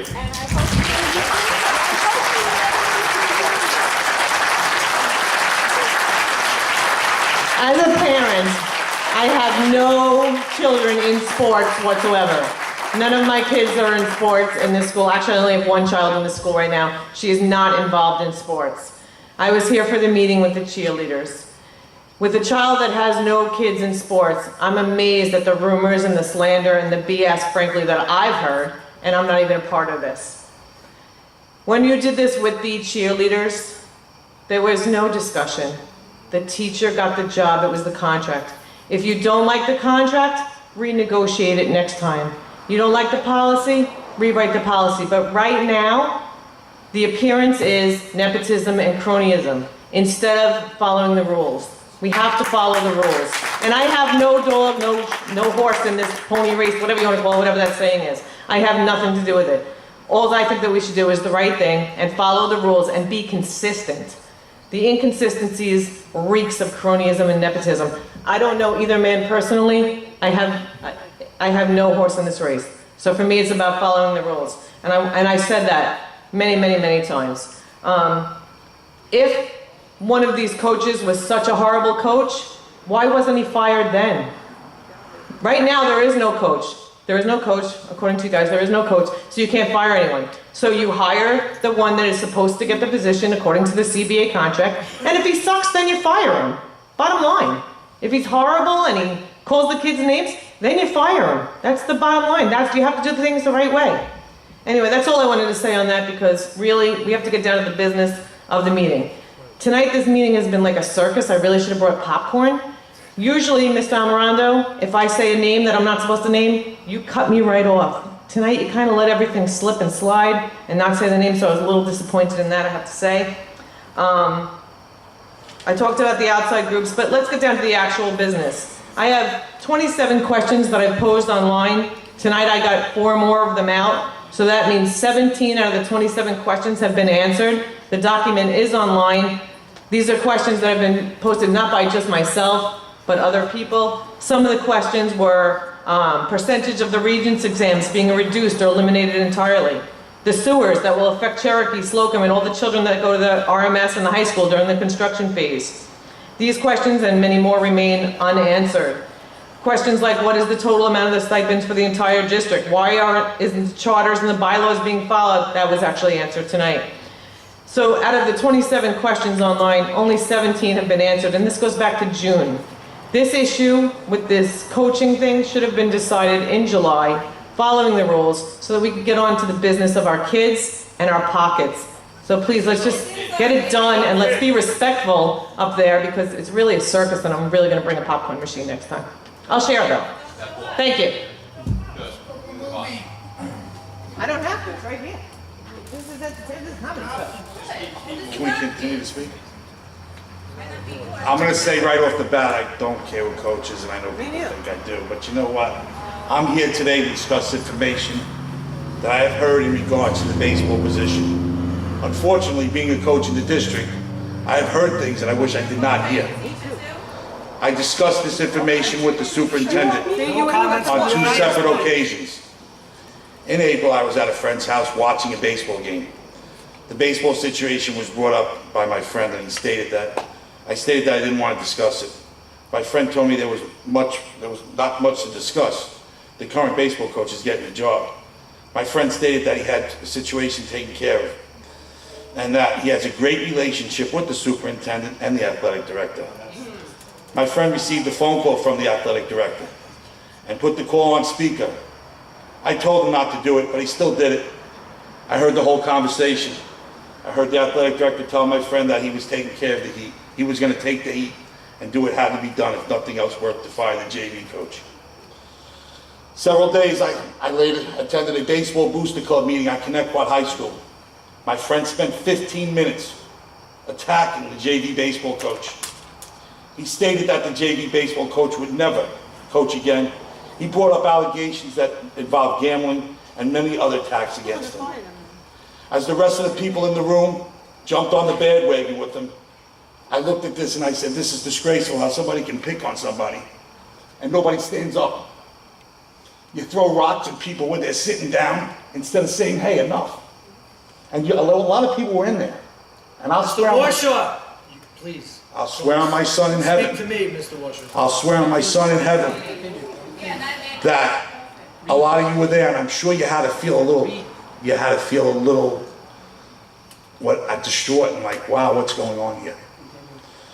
The next incident occurred in the athletics director's office. I went in to discuss the situation and noticed that the varsity baseball coach was in there also. When I arrived, I sat down, listened to the conversation, which the athletic director and the varsity coach both began discussing how the JV baseball coach would never coach here again. They brought up a gambling pool, which I was like, I really don't care about this. And they said they didn't want to hurt his teaching job too, though. They were worried about him for that. I attended a varsity baseball game, and I was approached by the varsity baseball coach, who asked to speak to me after the game. Our conversation lasted about an hour. I told him I did not care who coached. I wasn't going to lie to him. And I was talking directly to him. And I asked him, couldn't you and the JV coach work this out? Wouldn't it be a better world if we just made this work? He said for some reasons he could never forgive the JV coach. And that was, I just couldn't understand, but I get it, I don't get it, and I just was very upsetting him. And he insisted the JV coach is never going to coach here again also. Don't even try to stop him after. At the baseball awards dinner, I found out the JV coach received a letter from the athletic director saying that he would not recommend to coach any position in the school district. That was wrong and bothered me. In July, I decided to speak on behalf of the JV baseball coach and not losing his job. Later that week, I received a phone call from a friend. He told me that I blew it. My son's never going to play again. He said the varsity coach will never play my kid because of what I did. I contacted the superintendent directly after and told him what was going on. A short while later, my son was playing summer ball for the varsity coach, and before the game, he called the players in for a meeting and stated that if anybody had something to say about what was going on, they should say it to him and not be cowards and say things behind his back. I forgave the baseball coach. I don't really care. It's okay. It's in a tough situation, and I feel for him. But at the same time, I feel for my kids, and I feel for your kids too. You know, it's not easy. The kids go through a lot. I get it. Okay? I know the kids go through a lot. One parent told me about how her son saw the dispute between the JV 9 and JV 10 coach. He couldn't hear what happened, but he heard them fighting. Mr. Warshaw, we gave you 4 minutes. I had the conversation with the JV, I've had a conversation with the JV9 coach. You know what, Mr. Worth, sit down, you can come back up again after she's finished, if no one else wants to speak. Okay, that's fine.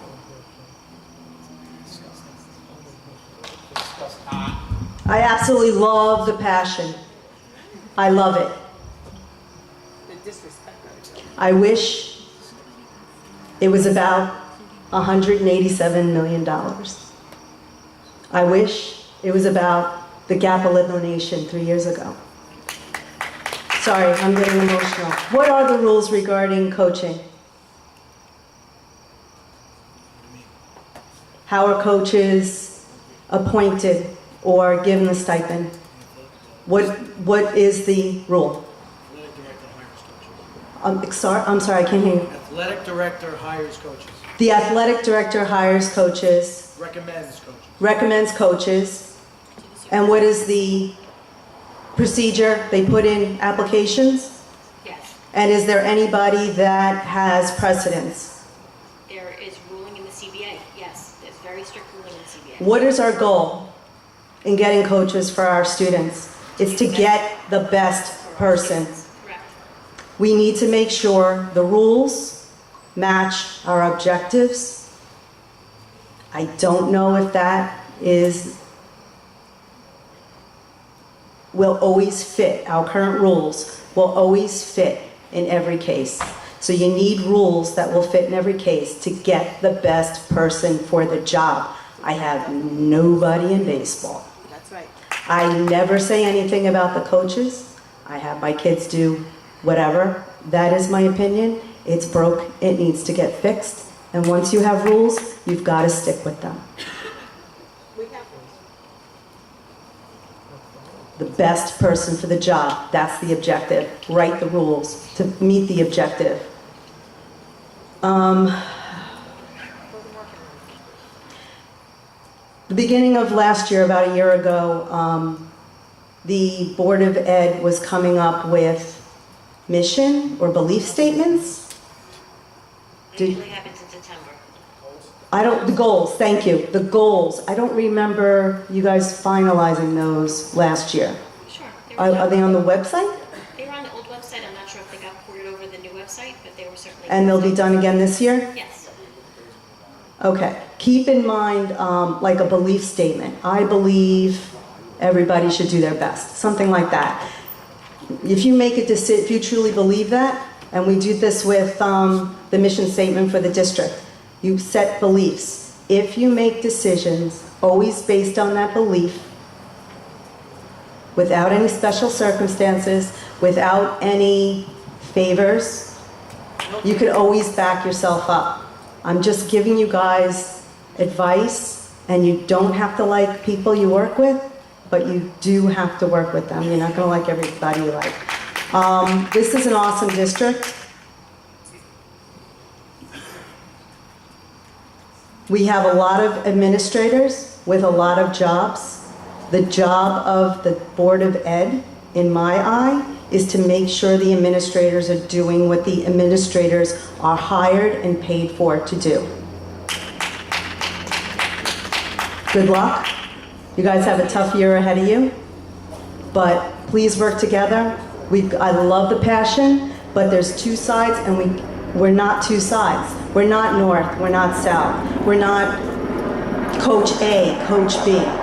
We're one district, we're Connetquot pairs, we're one district, we've got to work together.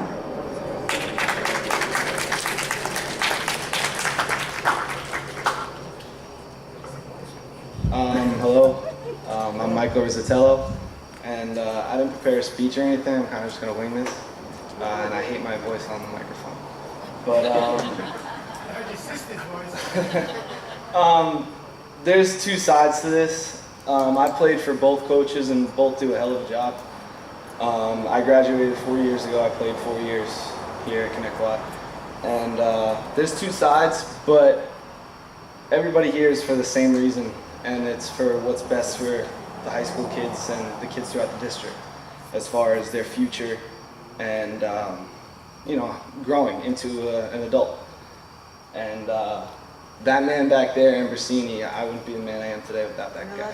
No names, please. I'm sorry, but both guys, both coaches, I wouldn't be the man I am today without them.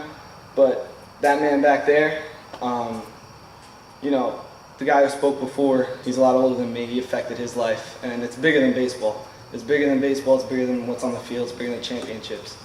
And you know, he molded me into the man I am today. And the guy's only got a few more years left. Like, you know, you got to do the right thing. You know, the guy deserves it, and so does the other man. He deserves it too, but at his time. And that's it.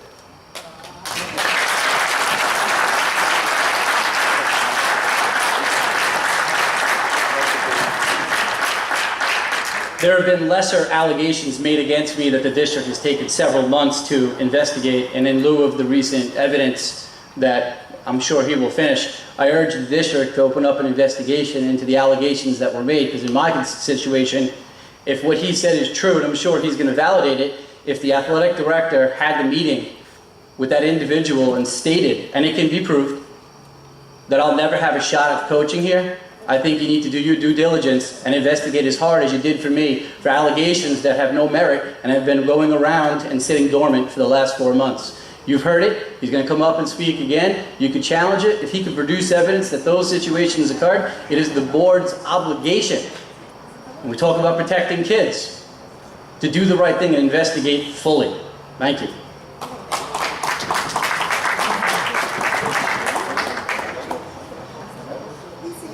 I'll say it again, my son's not playing varsity football this year. Mr. Warshaw. He's not playing varsity football. Probably not going to play varsity baseball. It's not about playing the sport. My kid's going to be successful in life because he's going to know I did the right thing. And I've had conversations with the JV9 coach at times. He stated that he's only putting in for the varsity job to block the JV10 coach, like the varsity coach's son did a few years ago. Once again, I spoke to the superintendent on the phone for 41 minutes and explained to her, something needs to be done this, and this is disgusting. I don't care who gets the job, but I have evidence that can prove what I have said tonight is true. I have been witness to what has been said. I'm willing to take a lie detector. Is anybody else? I am. Then, no. Anybody else that I've told that have done the things that I've said. Okay, once again, I'm willing to take a lie detector test. I know what I've said is true, okay? I decided to put myself out there. This is an attack on the character, and the JV coach should not lose his job. I am here so he doesn't lose his job. I don't care who coaches. I didn't ask for everybody. I'm just telling you what's happened. I'm giving you what has happened here. I don't care who coaches. You want to know what's happened, though. The truth has to be said out there. And people are going to be mad I put myself out there. Boy, did I put myself out there. Took my son off the varsity football team, and it's okay. You know what? What's right is right, and that's what you have to do. And I'm not glorious. Listen, that guy is probably, my son didn't play for him. He played over the summer, okay? He had one incident, I forgave it. It's not a big deal. He's probably everything everybody said here. It's probably everything. It's all great, and I'm not here about that. I just don't want people getting attacked. What happened to unions sticking together and we fight for each other? Whatever happened to that? We're breaking up in here, and you're looking at me like I'm a bad guy. I'm not a bad guy. Whether my son plays, whatever he plays, he has to do his work to play. Just like in life, anybody has to do that work. Mr. Murray was, I'm sorry, I shouldn't say name. The officer was up here before, and I commend him on his services. My son's in the Army. I know what it's like to put yourself out there and do those things. I feel for my son. I miss him every day. But union rules are union rules. I just feel like sometimes you got to go by them. This was an attack on someone's character for putting in for the job that he's entitled to. This was premeditated, and it's a disgrace to our school district. It needs to stop now. That's why I'm here.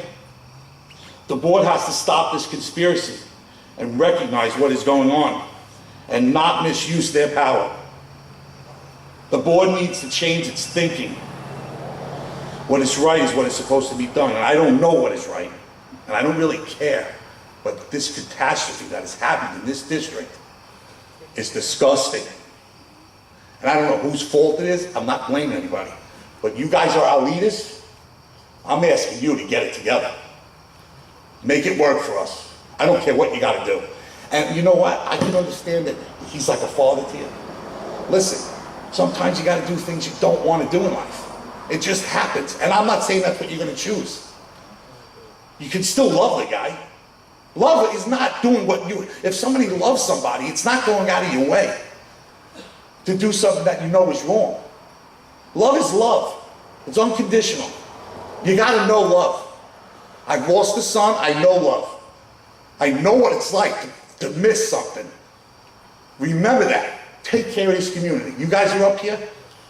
Take care of it. That's what I'm asking you to do. Mr. Ward, can I have a question for you? Yeah. We're making some statements. Can you validate any of those statements? You know what? If people came up to me next meeting, I have some things I can validate. I'll take a light. I have things, and you know what? It got so nasty. When I would, and I don't want to. You want me to play a recorder? You want to hear some of the things? No. If that's what you want to go through, I'll go through it. Not now, but if whatever you want to do, it's disgusting. If push came to shove, the answer I said yes. I said I want the truth out there about them, about making somebody feel like crap. When you throw rocks at people, and there's 30 people throwing rocks, I'm going to be the first one that gets in front of the rocks and say, stop throwing them. You got to stop. You just got to hurt. You're hurting people. Thank you. It's ridiculous. Would anyone else like to speak tonight? Ms. Kennedy. Last speaker. She doesn't. Everyone knows her. Not everybody. Not talking baseball. All right. Woo-hoo! 29, 40, 27, 25, 34, 45, and then 46. You know what they are? 50. That's a little better. That one I don't know. You know what they are?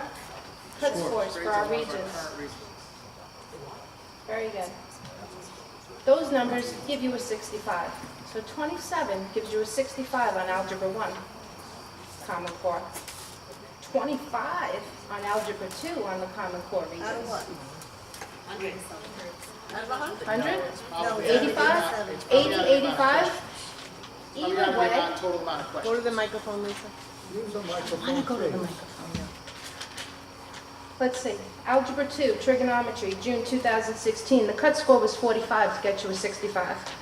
In August, the retake, 46. They changed the score. Oh, let's play with the numbers some more. Let's use these numbers as 20% of our students' grades. Does that make sense? They manipulate the numbers all the time. This is just another high-stakes test. They change the cut scores on ELA and math assessments, and they're doing it for the regions too. So we're supposed to rely on this to show proficiency for our kids. We're supposed to rely on this, that if a student struggles all year, gen ed or special ed, it doesn't matter. They struggle all year but still manage to pull out a 70. But they take the regions. They don't do well on the regions. Now they fail the course. I've said this before. Now they fail the course. They don't get credit and they have to retake the regions. There's hundreds of stories online. Read them. I've tagged a few of you on some of them. Read them. One student failed for the year because he failed the regions. He went, took all the courses he needed to take over the summer, still got the same grade on the regions. He didn't get the credit. What are we doing? Our teachers have a 4-year moratorium on the APPR plan. Why can't we do that for our kids? Why are we still holding it against our kids?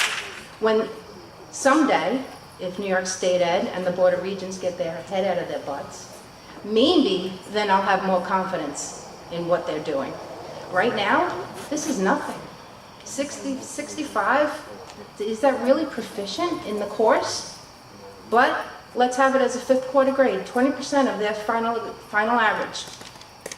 Why are we hurting them? We can't, as a district, you have to do what is mandated. Fine. The decision on how the region scores are used at the end of the school year is a local decision. Board of Education makes that decision. We have a chance to set a standard for the rest of the districts on Long Island. You want to show some leadership? You want to show some that we're raising the bar? Raise the bar for everybody else. Help our kids.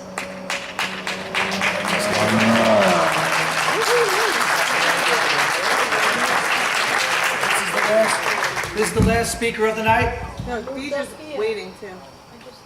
I just talked to you? Yes. I apologize. Question, some serious allegations were just made that have a conspiracy feel to them. That an administrator in this district, with other individuals possibly in the community, conspired to smear a member. That's pretty serious. I'm wondering what the procedures are to open an investigation. I'm wondering if it takes a board vote. I don't know if the superintendent does it.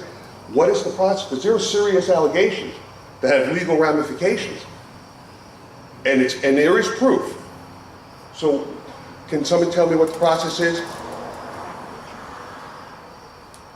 Where's the lawyer? There's Mr. Garcia right here. Mr. Garcia can speak. Mr. Garcia. Use the microphone. And I have another question. Something needs to be submitted to the board for its consideration. Whoever has whatever evidence it is you say, you put it in writing, you make a request, you say this is the material that I have, and then the board will conduct an investigation.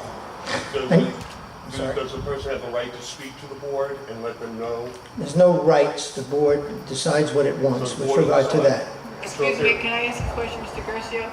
Is it a board member that can say you can't come into executive session? Is it the board president have No, that autonomy? I get to speak in executive boards. I did not. Well, I'm asking a question. I did not want to come here and talk. Come in, wait, I'm asking a question. Is it? It's a board decision. It's a not board, an individual decision. Not a president decision. Correct. And now that I have the opportunity to have this microphone in my hand, there's something I want to say with regard to this. And I don't think it's been said very clearly tonight by anyone. There is no absolute right to any position in this school district, and that includes coaching positions. There's no absolute right for a current employee to have a position instead of a former employee. There is a preference right, and that preference is qualified. Now you're hearing that from the lawyer. So when an employee makes an application for a job, coaching, co-curricular activity, the board decides by conducting its own due diligence as to whether that preference right should be honored. And then its decision in that regard is subject to an arbitration process. There's no guarantee insofar as this is concerned. And it's decided ultimately by an arbitrator, and the board will make its decision as it addresses. That's really inappropriate, madam. It is those kind of remarks are beneath you and beneath everybody. This meeting has not been. This is what I do for a living. Every day I sit in a meeting like this. And none of you should be proud as to the way this meeting got conducted tonight. Nobody. And it's not normal, and it really needs to stop. That's one man's opinion, but someone who's been doing this for 42 years. So getting back to the ultimate issue, when issues are raised as to whether that preference should be honored, the board has an obligation under the law to conduct its due diligence to do it right. Because ultimately, if it makes a decision not to honor that preference, it's going to be subject to the arbitration process. So it does what it's supposed to do. It talks to its lawyer. It makes a decision based upon whether it believes that its decision will be sustained if its decision is not to honor the preference. You don't do that in 5 minutes. And I understand the in Connetquot you have a history of making all of these appointments in July. I can tell you as someone who represents 55 school districts, that's not normal. What normally happens is the coaching positions get appointed as you get close to that season.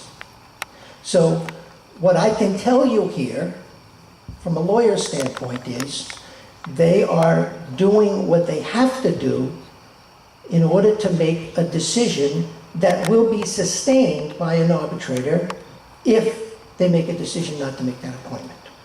So that due diligence has to play itself out, and everybody simply has to be patient as that happens. And the more that this gets litigated, quote unquote, in this public forum, the less likely it is that this will turn out right. Thank you.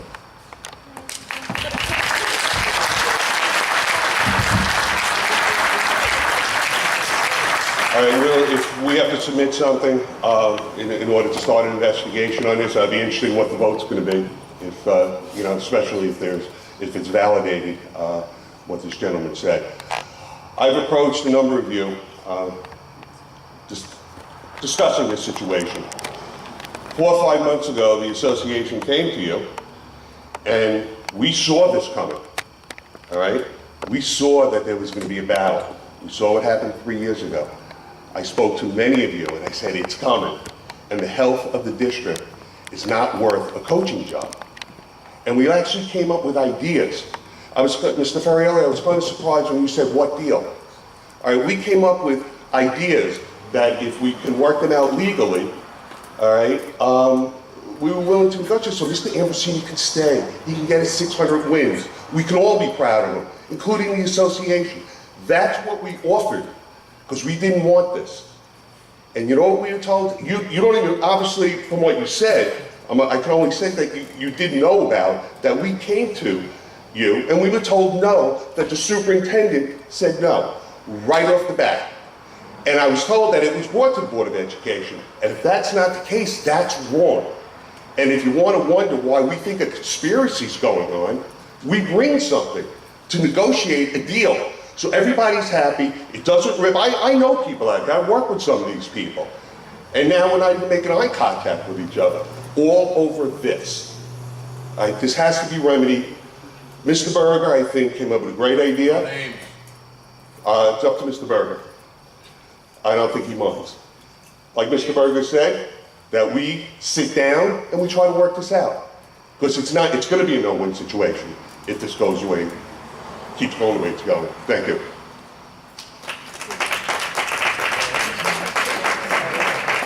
Just for clarification, Mr. Lindell, Mr. Warsaw was asked to put it in writing. Can I come and You see didn't have the you? authority to do it. Andrea did it. Yeah. She did it based on 3 people that asked her to put it in writing. Okay, she had a consent to ask him to put it in writing so we could see what he had to say. We did nothing wrong. He approached us, he wanted to meet, we said, we had a consent to say, please put it in writing. Many months ago. I'm not talking about you, I'm talking about I just was trying to clarify Mr. Warsaw's situation, and Mr. Warsaw, I'm sure, can vouch for that. I'd rather not have my name used. I apologize, sir. The gentleman... How to do that, sorry. That's fine, you can do whatever makes you feel powerful. I want to lighten up the situation. You can do whatever makes you feel powerful. You gotta like each other. The gentleman sitting in the Gotta like front, each other. who approached the board and asked to speak to us, we responded to him and asked him to put it in writing, and we wanted to see what you had to say. We did not deny you anything. I just want to make that clear, because it's under the assumption that we denied you something. We did not. We asked you to put it in writing, which is the process. Did everybody give a statement coming in? Yeah, that's Yes. the question. Everybody spoke. No, not even. No, they did. Okay. Yes, someone's at the podium. Go ahead, miss. I just find this very, very disappointing. You know, you guys are, I have to say, I partially blame you because you are the members. You are the member of the board, okay? And you are supposed to, rules are rules. And if you enforce the rules and you go by the rules, this would be an open and shut case. Really, all this wouldn't be going on today. But it's going from, you know, how could it be going by the rules if it's all the way from high, from the chain of command is going against their own peers, trashing someone because, why? Because they're applying for a job that they are entitled to?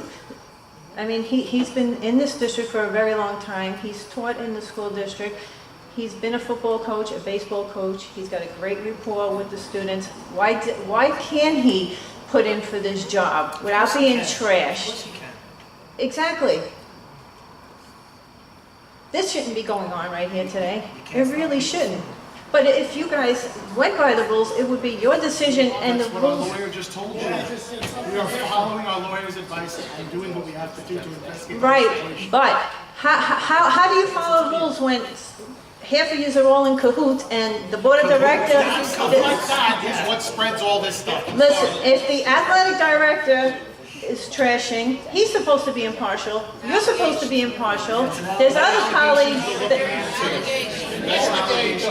I mean, how did you get a fair trial if everybody is against you because you guys like somebody? Has nothing to do with us, miss. It's an assumption you're making. It has nothing to do with us. But that's what is happening. The athletic director likes somebody, so he's putting down this other coach. Read it. Right? Yes. I mean, we're trying to try. Rules are rules, and they should be enforced. And if you guys can't follow the rules, how do our students follow the rules? We're following them. We're following them. We are. Okay. Thank you. Last speaker. Sports thing, but not this sports thing. When these turf fields went in, Ms. Adams, we brought this up before. I just want to say, as the fall season is now upon us, can we see to it now that I like to call it the Connetquot Stadium is the time on there is shared between all the varsity teams, not just it's been dubbed the boys field, the boys turf, and the girl, and I have one on each team right now, so it's not but it just seems that it's not spread around, the whole community put those fields in. So if you don't mind, maybe just reiterating that to whoever. Absolutely, schedules the fields, yeah. Thank you. 10 seconds. Okay, it's gonna be a quick one. I'd like to say, again, I know Bobby a long time, and a very long time, unfortunately. Okay, but the end result is we all want the best for the kids, and if that's what you guys are gonna do, that's what the school district is gonna do, you gotta look at what Bobby has done for the kids, his history with the college coaches, his history as far as playing other teams at this level. He's already got the experience and he's there. Okay, so if he does want to leave, that should be up to him. But if you're going to do the best for the district, get the guy with the most qualifications position. And that is Bobby. Like I said, if I spend thousands of dollars on camps and clinics to get my kid to a certain level, he's a junior, he's about to be drafted, I want Bobby there because Bobby's speaking to the coaches. All right, there's a lot more to consider about just a union thing. I was a union member for 30 years. All right, you still got to do what's right for the kids. And the right thing is for Bobby to stay. Thank you. Thank you.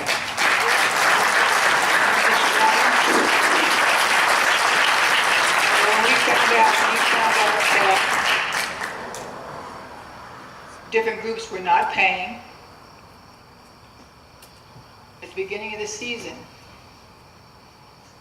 and the district is losing thousands upon thousands of dollars, and these parents are paying these groups to play in these different associations.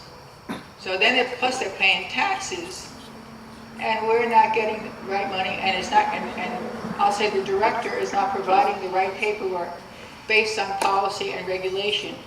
What have you done? She just told you she changed the protocols. She's changing the But are they protocols. paying for it now? I don't know if they paid for it this year. I have no clue. But when there's less than 50%. 60. When there's less than 60%. We have no- Are they paying the fee? That's what I'm asking. Are they paying the fee this year when you found out in June? Are they paying the fee? Yes or no? Wait, no comment. Please stop yelling from No comment. It's the function of the business office to make sure that we are doing the appropriate protocols, and that has been, now that it has come to light, that there was paperwork that was not filed appropriately. Mrs. Donnelly said before, we've been working together to make sure that the protocols are in place moving forward, to make sure that everything is done with all of the paperwork that needs to be submitted. So that'll be for next season. That would be for the 16-17 school year, moving ahead into that. So what was the director's position when you went to him to say, did you follow protocol? Why didn't you follow the policy? What was the discussion there? That's actually a personnel discussion that we had in between We administration. never had it in executive session. This was never discussed in executive session. We handle personnel issues all the time that aren't brought up in executive session. Well, don't you think that's something that you should be discussing with the board in executive session? Certainly. I'm gonna make a motion to go into executive session.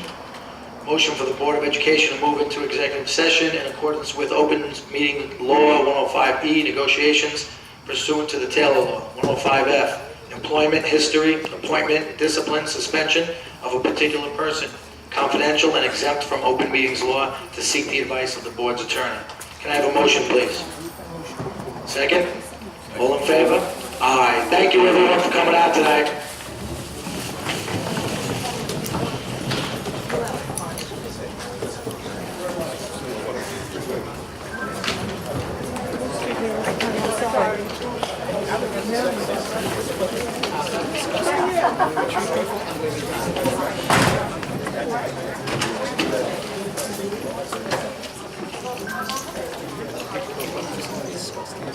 Andrea, did you shut this off?